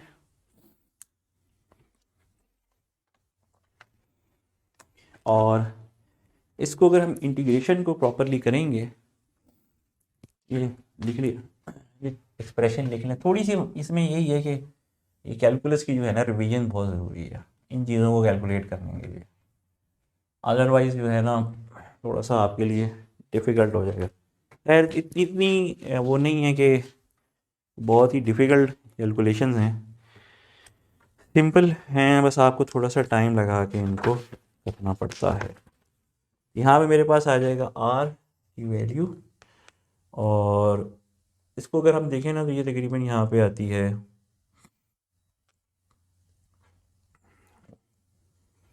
मैं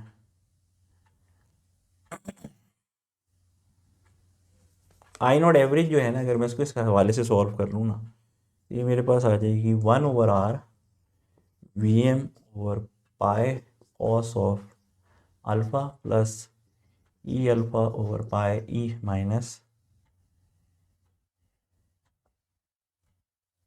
ई ओवर एक सेकेंड है, मैं ये ज़रा सा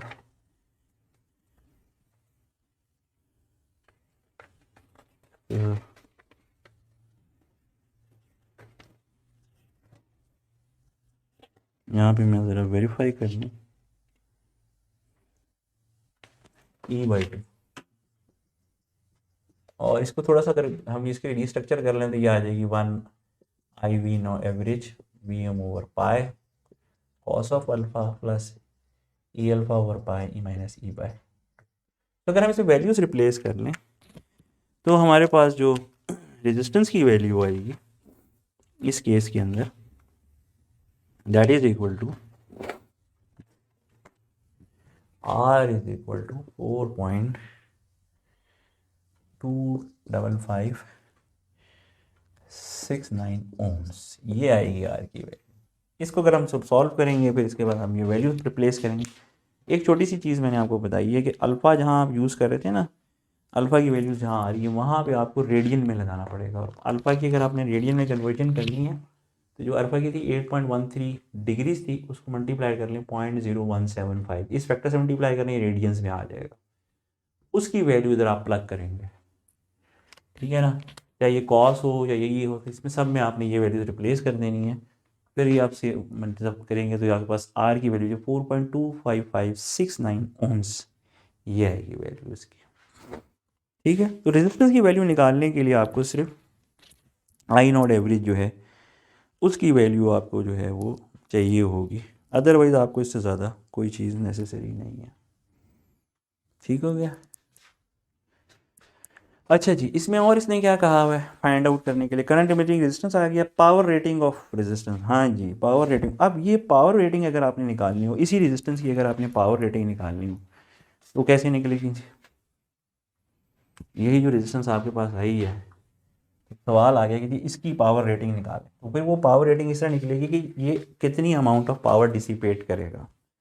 अब वो जो सारी डिस्कशन जो मैंने प्रॉब्लम्स के शुरू में कह रहा था कि अगर रेजिस्टेंस के लिए आप निकाल रहे होंगे तो फिर करंट की वैल्यू जो है वो आपको IRMS चाहिए होगी, सिंपल नहीं निकलेगी। क्यों? क्योंकि आपके पास जो PR होगी IRMS स्क्वेयर इंटू R, अगर अभी ये निकालें तो आपको ये चाहिए होगी। तो अब आपको IRMS की वैल्यू जो है वो कैलकुलेट करनी होगी, और अगर IRMS की वैल्यू कैलकुलेट करना चाह रहे हैं उसके लिए आपके पास होगा 1/2 पाई, ये वाला जो फॉर्मूला है ये क्या है, VM sine omega T minus E over R, इधर आएगा square D of omega t, ये हमें RMS का, अब ये काफ़ी लेंथी किस्म का इंटीग्रल है, अगर RMS वैल्यू निकालनी पड़े ये खासा लेंथी है, ये मैं मानता हूँ, यानी कि if you go in for calculations finding out the IRMS की एक्सप्रेशन निकालें तो ये काफ़ी लेंथी हो जाता है,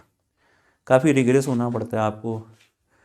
है तो सिंपल कैलकुलेशंस, तो यानी हमने बेसिक ट्रिग्नोमेट्रिक आइडेंटिटीज़ यूज़ की होती हैं और उसमें टाइम लगता है, यानी कि इट्स नॉट लाइक कि आप फ़ौरन निकाल लें, अगर आपके पास टाइम है तो फिर आप ये कर सकते हैं।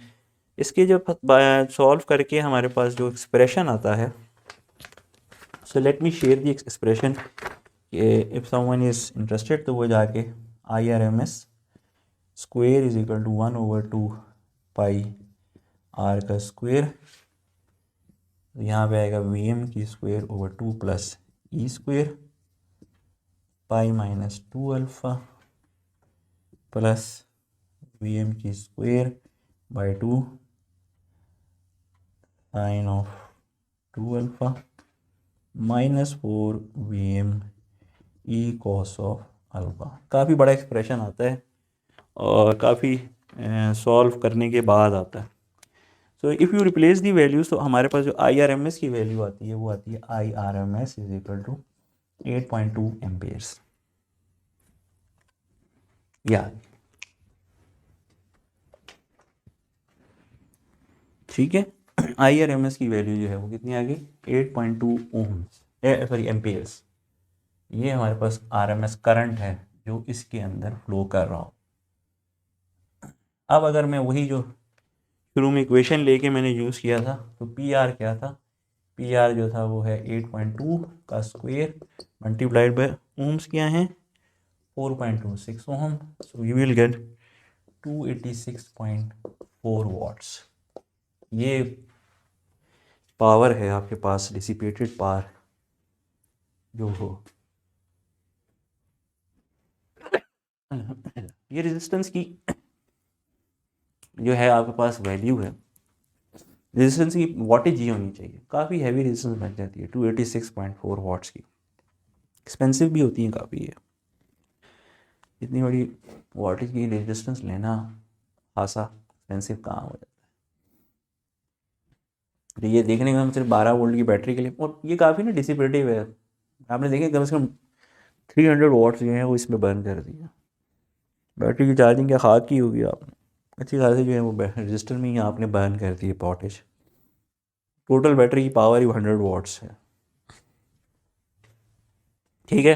पावर डिलीवर्ड टू द, अब जो पावर डिलीवर हो रही है बैटरी को वो PDC is equal to I0 IDC multiply by ईड।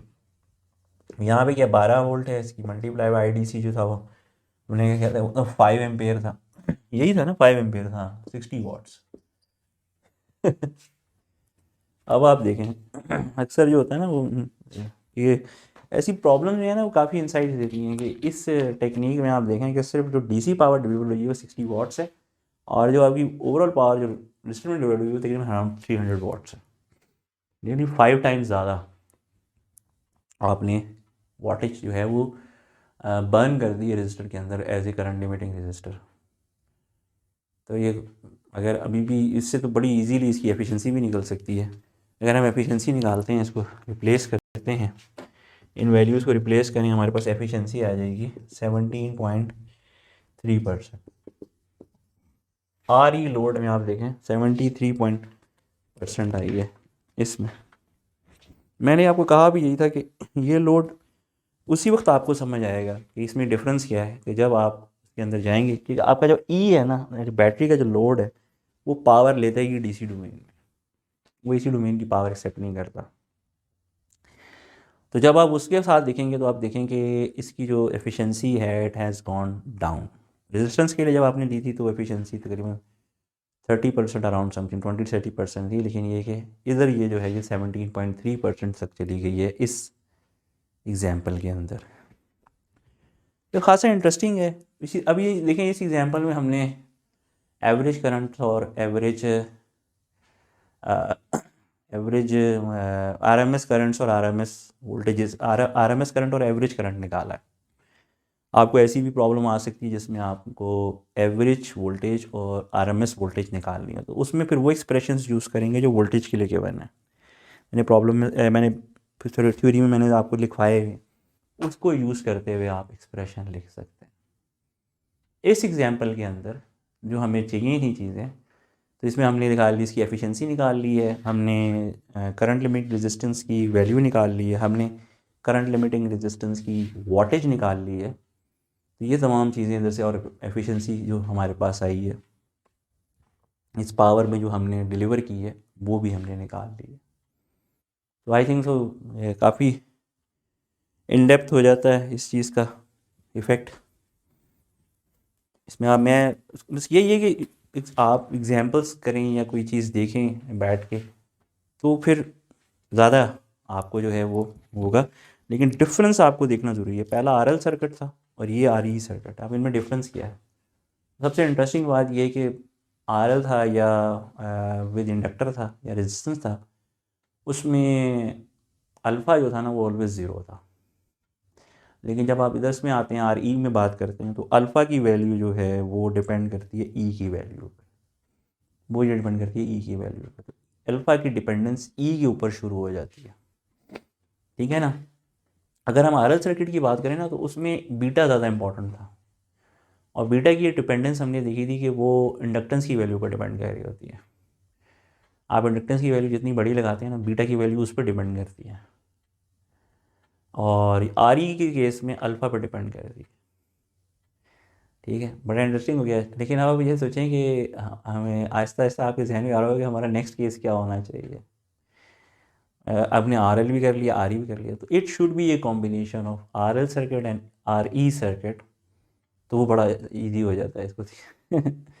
तो ये थोड़ा सा मैंने इसका थोड़ा सा आपको बैकग्राउंड दिया कि हम क्या जो है वो नेक्स्ट देखने वाले हैं। बहुत डिटेल से हमारी डिस्कशन, ये जो सारा सेशन है ना, ये बहुत डिटेल्ड है, बहुत यानी छोटी छोटी जो चीज़ें हैं मैंने आपको हर चीज़ जो है वो मैंने आपको बताई है। क्योंकि होता ये है कि अक्सर लोग जो हैं ना वो ये चीज़ें जो हैं ओवरलुक कर रहे होते हैं। और मैंने इसको ना शॉर्टर फॉर्म में भी काफ़ी पढ़ा के देखा। नहीं, स्टूडेंट चूँकि हर वीडियो अलग अलग देख रहा होता है, वो फिर टॉपिक जो है ना उसमें इसके जहन से चीज़ें निकल जाती हैं। और अब अगर आप पूरे सेशन में बैठ के इसको सुने ना, एक ही सेशन में, है तो डिफ़िकल्ट काम, लेकिन ये अगर आप सुन लें तो आपको एटलीस्ट पावर इलेक्ट्रॉनिक्स के अंदर जो है ना बहुत ज़्यादा आपकी एबिलिटी इंक्रीज़ कर जाएगी। ये मैं हर किसी जो भी आप पावर इलेक्ट्रॉनिक्स में इंटरेस्टेड है, कहते हैं जी मैंने पावर इलेक्ट्रॉनिक्स पढ़नी है, देखनी है, मैं यही कहूँगा कि आप इस किस्म की जो है ना एक ही बार में ना वन गो में सारे लोड्स के लिए आप एक बार बैठ के देखें। कन्वर्टर सेम रहा है, देखें कन्वर्टर बोर्ड, और कन्वर्टर सिंपल कितना है, सिंपल एक डायोड लगाया हुआ है, टोटल कन्वर्टर आपका यही है। ये नहीं है कि कोई बहुत कॉम्प्लेक्स कन्वर्टर है जो आपने इसमें यूज़ किया हुआ है, ऐसा कुछ भी नहीं है, सिंपल कन्वर्टर है। और उसी को यूज़ करते हुए जो है पूरी जो है डेवलपमेंट जो है वो इसके हवाले से हुई है। ठीक है, अब हम स्टार्ट करते हैं और नेक्स्ट लोड लेते हैं। और केस जो है हमारे पास क्या है, ये बड़ा डिफरेंट हो जाएगा। R is not equal to zero, L is not equal to zero, E is not equal to zero. ये हमारे पास आर एल ई लोड आ गया। सिस्टमेटिक मैंने आपको समझा दिया था कि अगर आप इस तरीके से करेंगे ना तो फिर आपके लिए समझना डिफ़िकल्ट नहीं रहता, बड़ा समझना आसान हो जाता है। यानी कि आप बड़ी इजीली चीज़ों को खुद लेके चल सकते हैं, वन आफ्टर अनदर आप चीज़ों को समझते चले जाएंगे। मैं तो यही कहता हूँ कि अगर आप सिर्फ रेजिस्टेंस और इंडक्टेंस को सीख लें और आर ई लोड को, तो बाकी आप बड़े आराम से खुद ही निकाल लेते हैं। यानी टीचर की गाइडेंस जो है, एक बार आप ये चीज़ समझ जाए ना कि ये लोड किस चीज़ पे इफेक्ट करता है। अब इसके अंदर जो है आर एल का इफेक्ट भी है और आर ई का इफेक्ट भी है। तो आर एल जो था ना वो हमने बीटा के साथ रिलेट कर दिया था, अल्फ़ा वहाँ ज़ीरो रहा था। आर ई में जो है बीटा का कोई इतना, बीटा ऑटोमेटिकली अल्फ़ा से ही निकल आता है, लेकिन यहाँ पे अल्फ़ा का रूल ज़्यादा है। तो जब आर एल ई सर्किट देखेंगे तो उसमें अल्फ़ा भी इम्पॉर्टेंट है और बीटा भी इम्पॉर्टेंट है। ये सबसे इम्पॉर्टेंट चीज़ है। देखिए ना, आप इस लोड पे आए, आप ये इन्हें अगर सही मानों में देखें तो ये बहुत कॉम्प्लेक्स लोड बन जाता है फॉर ए स्टूडेंट, राइट। अगर स्टूडेंट हैं आप राइट स्टार्ट करते हैं आर एल ई लोड से, तो फिर तो आपको समझ नहीं आएगा यार ये है क्या, then you will never understand. लेकिन अगर आप इस सिस्टम से पूरा अगर आप पढ़ते हुए आ रहे हैं, हर चीज़ को देख रहे हैं, प्रॉब्लम्स को स्टडी कर रहे हैं साथ साथ, फिर आप कहेंगे नहीं it's not difficult, it's in reality is systematically developed. और ये आपकी इंट्यूटिव कैपेबिलिटी को भी इन्हेंस करता जा रहा है। जो मैंने हमें बताया सबसे इंपॉर्टेंट स्किल है इंट्यूटिव कैपेबिलिटी, इलेक्ट्रिकल इंजीनियर है सबसे इंपॉर्टेंट स्किल है। अक्सर हमारे आजकल तो ये बहुत बहस निकल पड़ी, डिग्री इंपॉर्टेंट है या स्किल इंपॉर्टेंट है। भाई दोनों हैं हमें, लेकिन अगर दोनों का कॉम्बिनेशन बनाया जाए ना तो बेस्ट है। अब सबसे इंपॉर्टेंट स्किल क्या है, इंट्यूशन, इंट्यूटिव कैपेबिलिटी। और ये कहीं लिखी भी नहीं मिलेगी, आप हाँ जी खुरम साहब ने ये बात बता दी, हम जाके किताब पर ढूंढते हैं, इंटरनेट पर ढूंढते हैं, मिल जाएगी, नहीं। ये इसी तरीके की प्रॉब्लम्स को स्टडी करने से डेवलप होती है। When you go through out the session, आप बैठते हैं, सोचते हैं, देखते हैं, तो ये कैपेबिलिटीज़ डेवलप होती हैं। अदरवाइज इस तरीके से नहीं डेवलप होती कि यार मैंने कहीं से जाकर बाजार में से ख़रीद लूँ और उसकी दवाई खा लूँ तो मुझे इंट्यूटिव कैपेबिलिटी आ जाएगी। नहीं, इस तरह नहीं आएगी। It's not simple. It takes time and the most important thing, मैंने लास्ट भी मैं थोड़ी बात से बात कर रहा था, it requires your involvement in the process. अगर आप इन्वॉल्व होंगे, आप साथ साथ चल रहे होंगे, तो ये आपको एट दी एंड मिलेगी, वरना नहीं मिलेगी। वरना सिर्फ बातें करना तो बहुत आसान है, आप कहा हाँ यार मैंने ये पढ़ लिया देख लिया, but you won't be able to achieve it unless आप इन्वॉल्व हैं, आप उस प्रोसेस के अंदर खुद भी इन्वॉल्व हैं। आप कह रहे हैं हाँ नहीं मैं देख रहा हूँ, I am current with it, I am मैं इसको समझने की कोशिश कर रहा हूँ और साथ साथ मैं चल रहा हूँ। जब आप समझ रहे होंगे तो ये सिर्फ पढ़ना नहीं है, ये समझना है सारा सबसे, और आपकी सोच को जगाना है, आपकी सोच भी इसका हिस्सा बने। यही नहीं कि मैं खुर्रम हुसैन जो है वो बस खुद ही पढ़ के मुस्कुराता रहे, सोचता रहे हाँ हाँ यार बड़ा अच्छा था, बड़ा मज़ा आया, ये है वो, नहीं, इस तरह नहीं है। इट रिक्वायर्स योर इन्वॉल्वमेंट, ठीक है ना। तो सेशन वेस्ट नहीं करना आपने, आपने इस चीज़ को पढ़ के समझना है और सीखना है, ठीक है। चलिए हम इसको देखते हैं। हमारा लास्ट लोड रह गया है, बहुत सारा काम चूँकि हम पहले ही कर चुके हैं, तो इतना हमें इसका वो होना नहीं चाहिए कि डिफ़िकल्ट हो। सारा तो हम तकरीबन बना चुके हैं, सिर्फ उसी को हम थोड़ा सा सिस्टमेटिकली ड्रॉ करेंगे और देखेंगे कि हाँ भाई क्या होता है। तो लोड वही, सर्किट तो बड़ा सिंपल है, सबसे सिंपलेस्ट। अब आप देखें, मैं आप कहेंगे कि हाँ भाई आपको तो ये बहुत सिंपलेस्ट लग रहा है, लेकिन ये हमारे लिए कॉम्प्लेक्सिटी जो है वो बढ़ती गई है। लेकिन मैं आप देखेंगे आसानी से, यानी इजी, इन इजी वे जो है मैंने ये बढ़ाई है कॉम्प्लेक्सिटी। ये नहीं है कि एकदम ही कॉम्प्लेक्सिटी जो है इनहेंस हो गई है। I S is equal to I D, और यहाँ पे आई नॉट है आपके पास, ठीक है। वही जो शुरू से हमारी स्ट्रैटेजी चल रही थी, ये जी एक स्विच है, अगर वो हम उसको फॉरवर्ड वाइज ले लें और फिर उसको रिवर्स वाइज ले लें, तो हम यहाँ पे कर लेते हैं। फॉरवर्ड वाइज लेंगे तो हमारे पास है प्लस माइनस, ये क्लोज हो गया, रेजिस्टेंस, इंडक्टेंस, ई, और यह आ गया ये वी एस, प्लस माइनस आ गया। यहाँ पे वी डी जो है वो ऑब्वियसली ज़ीरो हो जाएगी, यहाँ पे आई नॉट करंट चलेगा, आर एल प्लस माइनस ई, इधर मेरे पास वोल्टेज आएगी वी नॉट। क्लियर हो गया, आगे चलते हैं।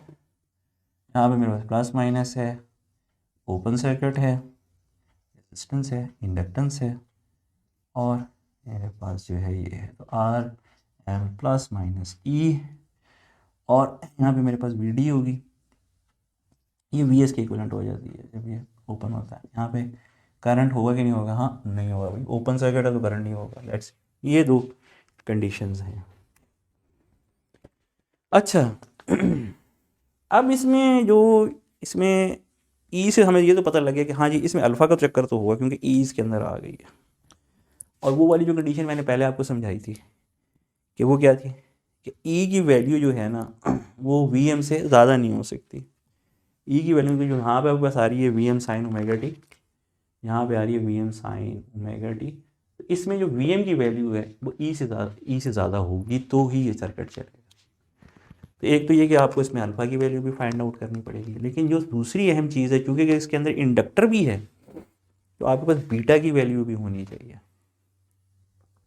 ठीक है ना। तो इसके अंदर दो केसेस अराइज करेंगे आर एल ई लोड के लिए। आपके आर एल ई लोड को जब आप लेते हैं आर एल ई लोड तो क्या होगा, बीटा गिवन है और आपके पास क्या है, डिसकंटिन्यूअस मोड ऑफ कंडक्शन। अब ये चीज़ें हम सारी वैल्यूज टर्म्स डिस्कस कर चुके हैं, मैंने आपको बताया discontinuous mode of conduction. Second क्या है आपके पास, बीटा नॉट गिवन, हमें बीटा नहीं दिया गया है, और क्या है, कॉन्टीन्यूस मोड ऑफ, बीटा की ज़रूरत ही नहीं है। अगर कॉन्टीन्यूस मोड ऑफ कंडक्शन है तो फिर इसका मतलब है कि भाई कंडक्शन इतनी चल रही है कि आपको जो है बीटा की ज़रूरत नहीं रहती। अगर कॉन्टीन्यूस मोड ऑफ कंडक्शन होगा तो फिर मैंने आपको क्या कहा था कि करंट कभी भी ज़ीरो नहीं होगा, करंट ऑलवेज चलता रहेगा। और अगर करंट ज़ीरो नहीं होगा तो फिर आपको पता है कि डायोड क्लोज नहीं होगा, तभी है ना, क्योंकि करंट तो चलता है इसी केस में, इस केस में तो करंट चलता ही नहीं है। ये वो चीज़ें हैं जो लिखी हुई नहीं मिल रही, ये आप खुद अखज़ कर रहे हैं, ठीक है ना। ये कहीं लिखी हुई नहीं है कि आप यहाँ हाँ मैं जाके देखता हूँ बुक में से मिल जाएगी, नहीं बुक में नहीं है, ये आपने अखज़ की हैं आपके पास डिसकॉन्टीन्यूस मोड ऑफ कंडक्शन, यही हमारा असल में टॉपिक है स्टडी करने के। कॉन्टीन्यूस मोड में तो हमें पता ही है, तो बीटा की हमें ज़रूरत ही नहीं है। इस लोड के साथ हमने अल्फ़ा भी निकालना है और हमने बीटा भी निकालना है। हमें अल्फ़ा का भी पता होना चाहिए, हमें बीटा का भी पता होना चाहिए। ये इस लोड के लिए इम्पॉर्टेंट है, इसकी ऑपरेशन समझने के लिए, ठीक है ना। जब बीटा गिवन होगा और डिसकंटिन्यूस मोड ऑफ कंडक्शन होगा तो फिर ये वाली भी आएगी मोड और ये मोड भी आएगी। लेकिन अगर बीटा नॉट गिवन है और कंटिन्यूस मोड ऑफ कंडक्शन है, फिर ये मोड तो आना ही नहीं, हमेशा यही मोड चलता रहेगा, करंट चलता रहेगा, ठीक है ना। ये तो आना ही नहीं है आपके पास। फिर तो वही है, कॉन्टीन्यूस मोड का मतलब ये कि कभी करंट जीरो हो ही नहीं रहा, इसके अंदर करंट जीरो होगा। ये थोड़ी सी समझने वाली चीज़ है, इसमें सोचना है आपने, देखना है कि हाँ भाई अच्छा यार ये हो रहा चेंज। काफ़ी लोग जो है ना वो इसको लाइटली लेंगे, मैं हमेशा यही कहता हूँ कि ऑब्वियस चीज़ें जो हो रही होती है ना, आपको लग रहा होता है यार ये तो बहुत ऑब्वियस है, कोई इतना मसला नहीं है। वो चीज़ें इतनी ऑब्वियस, इतनी आसान नहीं होती, वो हम सिर्फ सोच ही रहे होते हैं, हमारी सोच होती है ऑब्वियस से, इतनी आसान नहीं होती, ठीक है। ये अच्छे तरीके से देख लें। अब यहाँ पे क्या है, कॉन्टीन्यूस मोड में ये होगा, और इधर अच्छा कॉन्टीन्यूस मोड जब ये होगा तो फिर एक और चीज़, इधर एफिशिएंसी भी ज़ीरो हो जाएगी, 0%। हाँ इसमें एफिशिएंसी हो जाएगी, और क्या होगा, इंडक्टर जो है वो फिर मैंने आपको पहले से ही बता दिया था कि उसके अक्रॉस जो एवरेज वोल्टेज होगी वो ज़ीरो होगी, ठीक है। एफिशिएंसी ज़ीरो हो जाएगी, क्योंकि भाई लाज़मी बात है करंट तो चल ही नहीं रहा, सॉरी आपके पास वो तो सारा वो एक ही में आ रहा है, तो सब चलता रहेगा। ओवरऑल टोटल ये हमने आपको पहले जो हमने शुरू में डिस्कस किया आरएल लोड के साथ डिस्कस किया, वहाँ पे जाके आप देखेंगे ये केस वो हो जाएगा अगर ये होगा। लेकिन हम यहाँ पे फिलहाल जो है बीटा गिवन है और डिसकंटिन्यूस कंडक्शन मोड है, तो हम देखते हैं और इसको फाइंड आउट करते हैं कि भाई क्या निकलेगा, आंसर क्या आएगा। ठीक हो गया, चलें जी, पहले हम इसकी वेवफॉर्म्स बनाते हैं, ठीक है।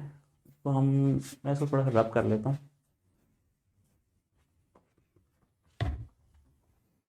इसकी हम पहले वेवफॉर्म्स बना लेंगे, ठीक है। फिर इसकी जो है ना हम सर्किट की मैंने थोड़ा सा दोनों पॉसिबिलिटीज़ भी बता दी, सब डिस्कस हो गया। इंशाल्लाह ये इतना डिफ़िकल्ट नहीं होगा, लेकिन ये जो वेव फॉर्म इसकी बन रही है ना, इसको आपको थोड़ा सा गौर से देखना पड़ेगा। जो मैंने आपको अल्फ़ा और बीटा के हवाले से ज़रा कॉशियस कर दिया है, वो अब आपने अपने जहन में रखना है, उसको आपने इग्नोर नहीं करना। जो अल्फ़ा और बीटा के हवाले से जो मैंने आपको बताया है इस सर्किट में, वो दोनों ज़रूरी चीज़ें हैं, ठीक है। मुझे उम्मीद है कि जो स्टूडेंट्स मेरे एग्ज़ाम्स के लिए प्रिपेयर कर रहे हैं, इस सेशन को बहुत ही हेल्पफुल रहेगा उनके लिए, और उनको बड़ी आसानी हो जाएगी कि सिर्फ आप ये सेशन देखेंगे और आपके पास जो है काफ़ी इसेंशियली प्रिपरेशन हो जाएगी। असल में रिटेनिंग की कैपेबिलिटी हर बंदे की डिफरेंट होती है। कुछ लोग देख के भूल जाते हैं, कुछ लोग काफ़ी हद तक याद रख लेते हैं। इसलिए उन लोगों के लिए मैं क्या कह रहा हूँ कि जो लोग ज़रा याद रख लेते हैं ना, उनके लिए ये सेशन काफ़ी फ्रूटफुल है। अच्छा जी, यहाँ पे मेरे पास आ रही है पाई टू पाई, बहुत डिटेल बनाऊंगा मैं इसमें, कोशिश मेरी होगी कि काफ़ी अच्छी वेव फॉर्म्स बन जाएं ताकि थोड़ा सा आपको क्लियर हो जाए,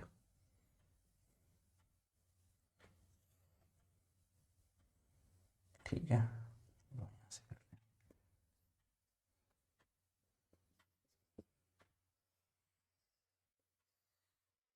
ये नहीं, ये हमारा वी एस ज़ीरो, यहाँ पे इसकी वी एम आ रही होती है।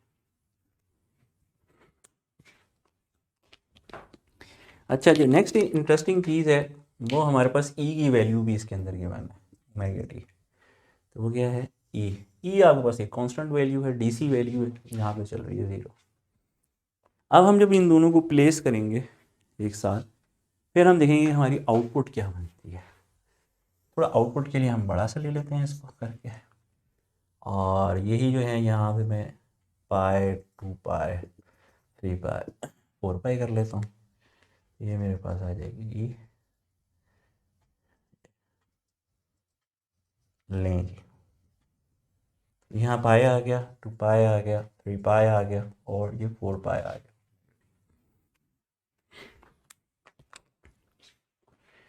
अच्छा, उसी तरीके से स्टार्ट करेंगे, ठीक है। अब हमारे पास जो सबसे पहली चीज़ है वो है ई।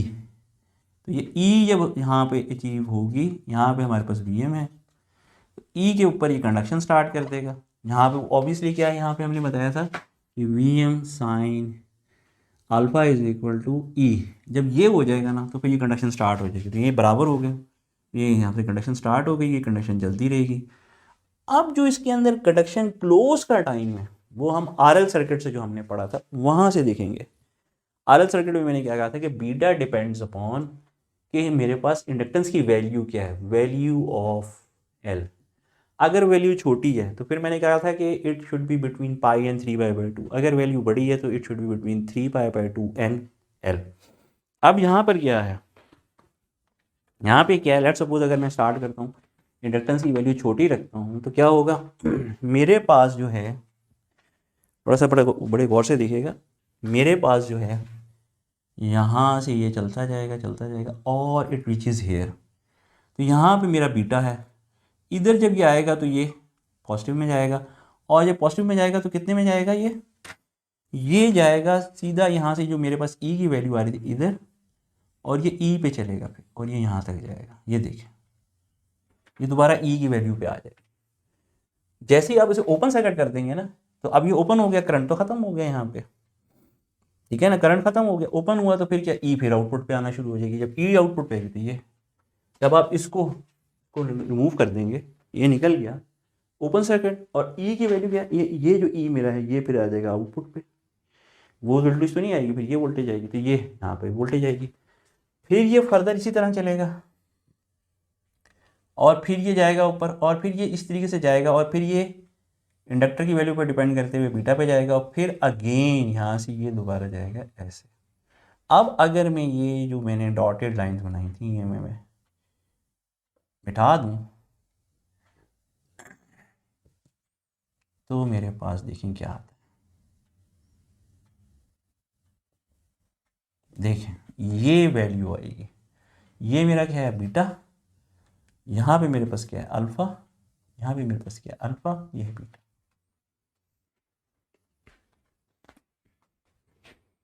ये है वो, तो इधर alpha as well as beta दोनों एक्टिव हो गए। देखें ई की वैल्यू क्या कर रही है, जब इससे आप ये स्टार्टिंग के लिए अल्फ़ा के लिए ई की वैल्यू इंपॉर्टेंट है स्टार्टिंग के लिए। अब यहाँ पे क्या वैल्यू कर रही है, वो उसे कंपेयर कर रहे हैं इससे, और जिस पे ये उससे ज़्यादा हो जाएगी तो फिर ये आगे हो जाएगी, ठीक है। सेकंड, बीटा की वैल्यू किस पर डिपेंड करेगी, बीटा की डिपेंड करेगी इंडक्टेंस पे। अगर इंडक्टेंस की वैल्यू स्मॉल है, नहीं है, तो क्या होगा, इंडक्टेंस की वैल्यू जब स्मॉल होगी तो क्या होगा कि आपके पास जो है करंट की वैल्यू जहाँ पे ख़त्म होगी, और वो कौन सी वैल्यू है, जहाँ पे बीटा की वैल्यू है, जहाँ की करंट की वैल्यू ख़त्म होगी, जैसे ही ये ख़त्म होगी ये क्या हो जाएगा, ओपन सर्किट हो जाएगा। जब ये ओपन सर्किट हो जाएगा तो ये यहाँ पे आपकी जो आउटपुट पे वैल्यू पे यही ई की वैल्यू आउटपुट पे आना शुरू होगी, तो यहाँ पे मैंने ई की वैल्यू बना दी है। फिर आगे देखिए, फिर ये चलता जाएगा 2 पाई तक, 2 पाई के बाद ये दोबारा रिपीट होगा, फिर दोबारा वी एम को आप यहाँ पे ये वाला लगाएंगे, V M sine alpha is equal to E, जहाँ पे अल्फा दोबारा आ जाएगा। फिर ये दोबारा कंडक्शन स्टार्ट करेगा, कंडक्शन चलती जाएगी हद तक कि आप यहाँ पे, इधर क्या हो रहा है, असल में ये हो रहा है कि मैंने ये आपको आर एल सर्किट में भी बताया था, जब आपके पास इंडक्टिव वैल्यू होती है तो it does not let current to change instantaneously, ये करंट को इंस्टेंटेनियसली चेंज नहीं होने देती। इसके नतीजे में क्या होता है, इसके नतीजे में ये होता है कि आपका डायोड फ़ौरन स्विच ऑफ पाई पे नहीं होता, बल्कि ये कंडक्शन करता रहता है। और कंडक्शन कब तक करता रहता है, जब तक कि करंट ज़ीरो ना हो जाए इंडक्टर के अंदर। तो अगर इसके अंदर एक वेव फॉर्म में और बनाऊँ ओमेगा टी, तो ये सारी चीज़ें समझ आ जाएंगी। अब ये मैंने क्या बनाई थी, we naught average, V naught बनाई थी। अब ये मैं बनाऊँगा आई नॉट। इधर इसको बनाने के लिए क्या है, मुझे ये चाहिए वैल्यू, और ये वैल्यू चाहिए, फिर ये वैल्यू चाहिए, और ये वैल्यू चाहिए। यहाँ पे देखें, अल्फ़ा पे करंट कंडक्शन स्टार्ट होगी, और यहाँ पे ये करंट ख़त्म हो जाएगा। अगेन यहाँ पे ये करंट कंडक्शन स्टार्ट होगी और यहाँ पे ये करंट ख़त्म हो जाएगी। This is alpha, this is beta, this is alpha, this is beta, ये आई नॉट। और मैंने आपको पहले ही कहा था कि ये डिसकंटिन्यूअस कंडक्शन मोड है। कंटिन्यूस के लिए तो ये मसला ही नहीं है, कंटिन्यूस के लिए तो उसका ये मसला ही नहीं है,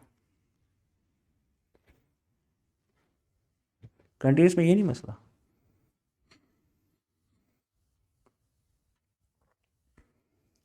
ये सारा जो है डिसकंटिन्यूअस कंडक्शन मोड में, जब बीटा गिवन है आपको, बीटा गिवन है इसका मतलब आपके पास इंडक्टेंस नोन होगी, क्योंकि बीटा आप निकालते हैं इंडक्टेंस और रेजिस्टेंस की वैल्यू की मदद से।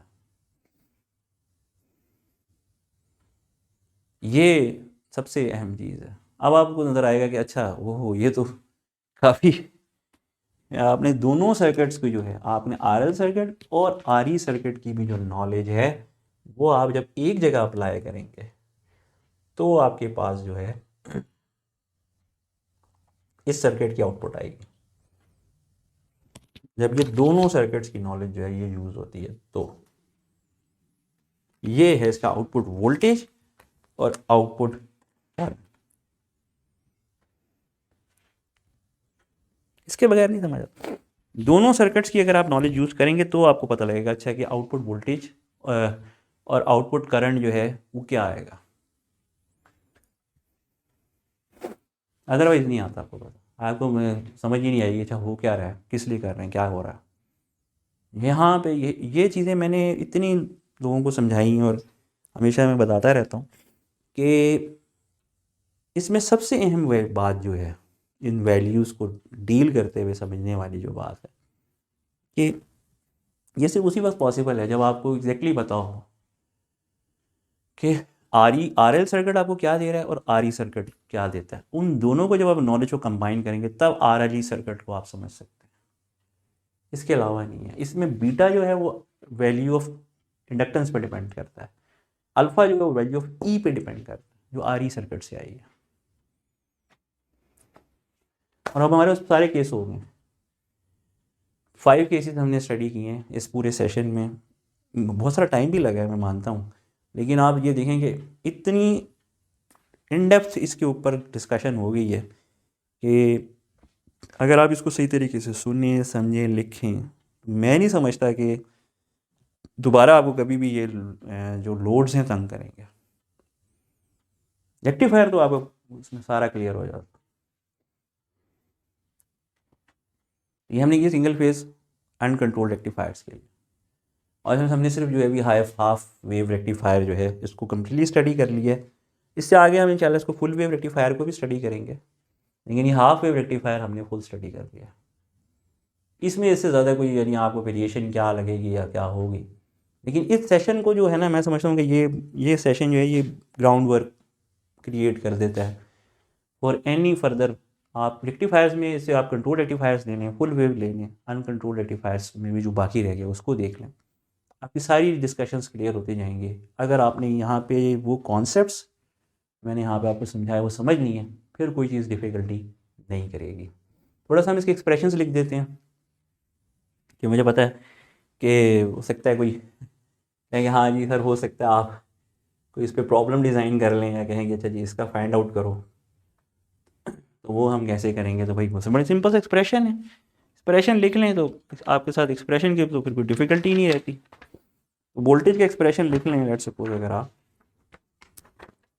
तो V naught of T omega T, V naught of omega T is equal to E from 0 to omega T alpha, ठीक है, V M sine of omega T, ठीक है, यही जा रहा है आपके पास alpha to omega T to beta, और यहाँ पे ई से फिर दोबारा beta omega T to 2 pi, that's it. ये हो गया हमारा ये जो वी नॉट जो वोल्टेज बनी है उसका हमने एक्सप्रेशन लिख लिया। इसको अगर पूरा ड्राइव वगैरह कर लें तो आप ये वोल्टेज आप निकाल लेंगे। थोड़ा सा भी मैंने जैसे बताया कैलकुलस की टास्क है, कैलकुलस वाला यानी आपको काफ़ी कैलकुलस में हम जाके इसको पूरा इंटीग्रेट करके निकालना पड़ेगा। इससे आप इसकी एवरी वैल्यू भी निकाल सकते हैं, आप इसकी आरएमएस वैल्यू भी कैलकुलेट कर सकते हैं। होपफुली कोई उसमें कोई डिफ़िकल्टी होगी नहीं, ठीक है। एक एक चीज़ जो है ना वो इसके अंदर डिस्कस्ड है और कोई चीज़ मैंने ओवरलुक हुई नहीं है। मैं इसे दोबारा से एक्सप्लेन कर देता हूँ, थोड़ी सी एक रिवीजन हो जाएगी आपकी इसको समझने में। This is basically for RLE load. RLE load जो है इसके अंदर आप RE लोड और RL लोड दोनों की जो इन्फॉर्मेशन आप एक्वायर करते हैं उनको एक जगह पुट इन कर देते हैं। तो आपने यहाँ पर क्या किया, RL लोड से आपको बीटा की नॉलेज एक्वायर हो जाती है, RE से आपको अल्फ़ा की नॉलेज एक्वायर हो जाती है। तो जब आप इस सर्किट के लिए देखें तो इसे you need to find out alpha as well as beta. Alpha जो है वो डिपेंड कर रहा है ई की वैल्यू पे। तो जहाँ हम करते हैं comparison V in sine of omega t का हम कंपैरिजन करते हैं ई से, जहाँ पे V M sine omega t greater हो जाएगा ई से, वहाँ से अल्फ़ा स्टार्ट हो जाएगा। अब बीटा के लिए हमें क्या करना है, बीटा के लिए हमें ये देखना है कि हमारी इंडक्टेंस की वैल्यू क्या है और करंट कहाँ पे हमारा जीरो हो रहा है। जहाँ करंट हमारा जीरो होगा वो हमारा बीटा होगा। Beta is the extinction angle, alpha is the starting angle, beta क्या है, this is the extinction angle. तो हम करंट ड्रॉ करेंगे, जहाँ करंट जीरो पे टच करेगा वहाँ हमारा बीटा आ जाएगा, वहाँ पे स्पाइक आएगी, आउटपुट पे आपको ई की वैल्यू मिलना शुरू हो जाएगी। फिर ये अगली स्विचिंग तक इसी तरीके से रहेगा।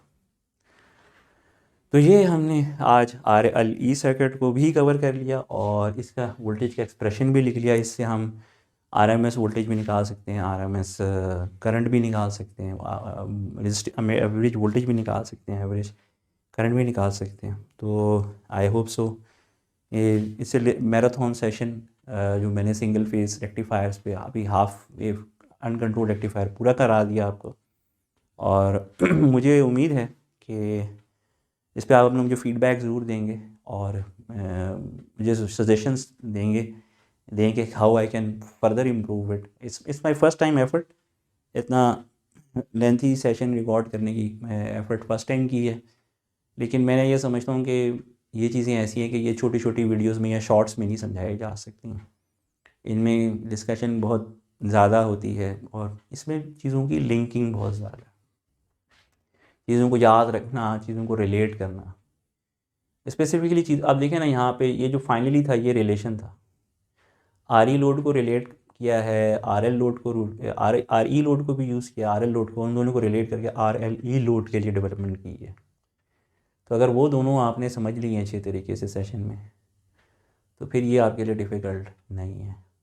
डायरेक्टली जाके RLE लोड अगर आप पढ़ रहे हैं फिर आपको नहीं समझ आएगा, यार पता नहीं क्या हो रहा है, ठीक है ना। क्योंकि मैं काफ़ी बार पढ़ा चुका हूँ तो मुझे काफ़ी आइडिया है, मैंने इसको सेपरेट सेपरेट करके कई बार पढ़ा के देखा है। लेकिन वो स्टूडेंट नहीं समझते, उसको अंडरस्टैंडिंग नहीं बनती है।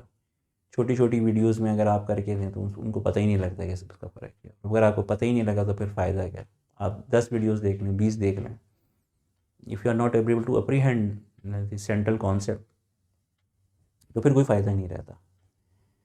तो आई होप सो इसको आप टाइम देंगे और मुझे अपना ज़रूर फीडबैक भी देंगे कि कैसा रहा आपको, ये कैसा लगा, और इसमें कोई अगर इशू है तो वो मुझे ज़रूर बताइएगा।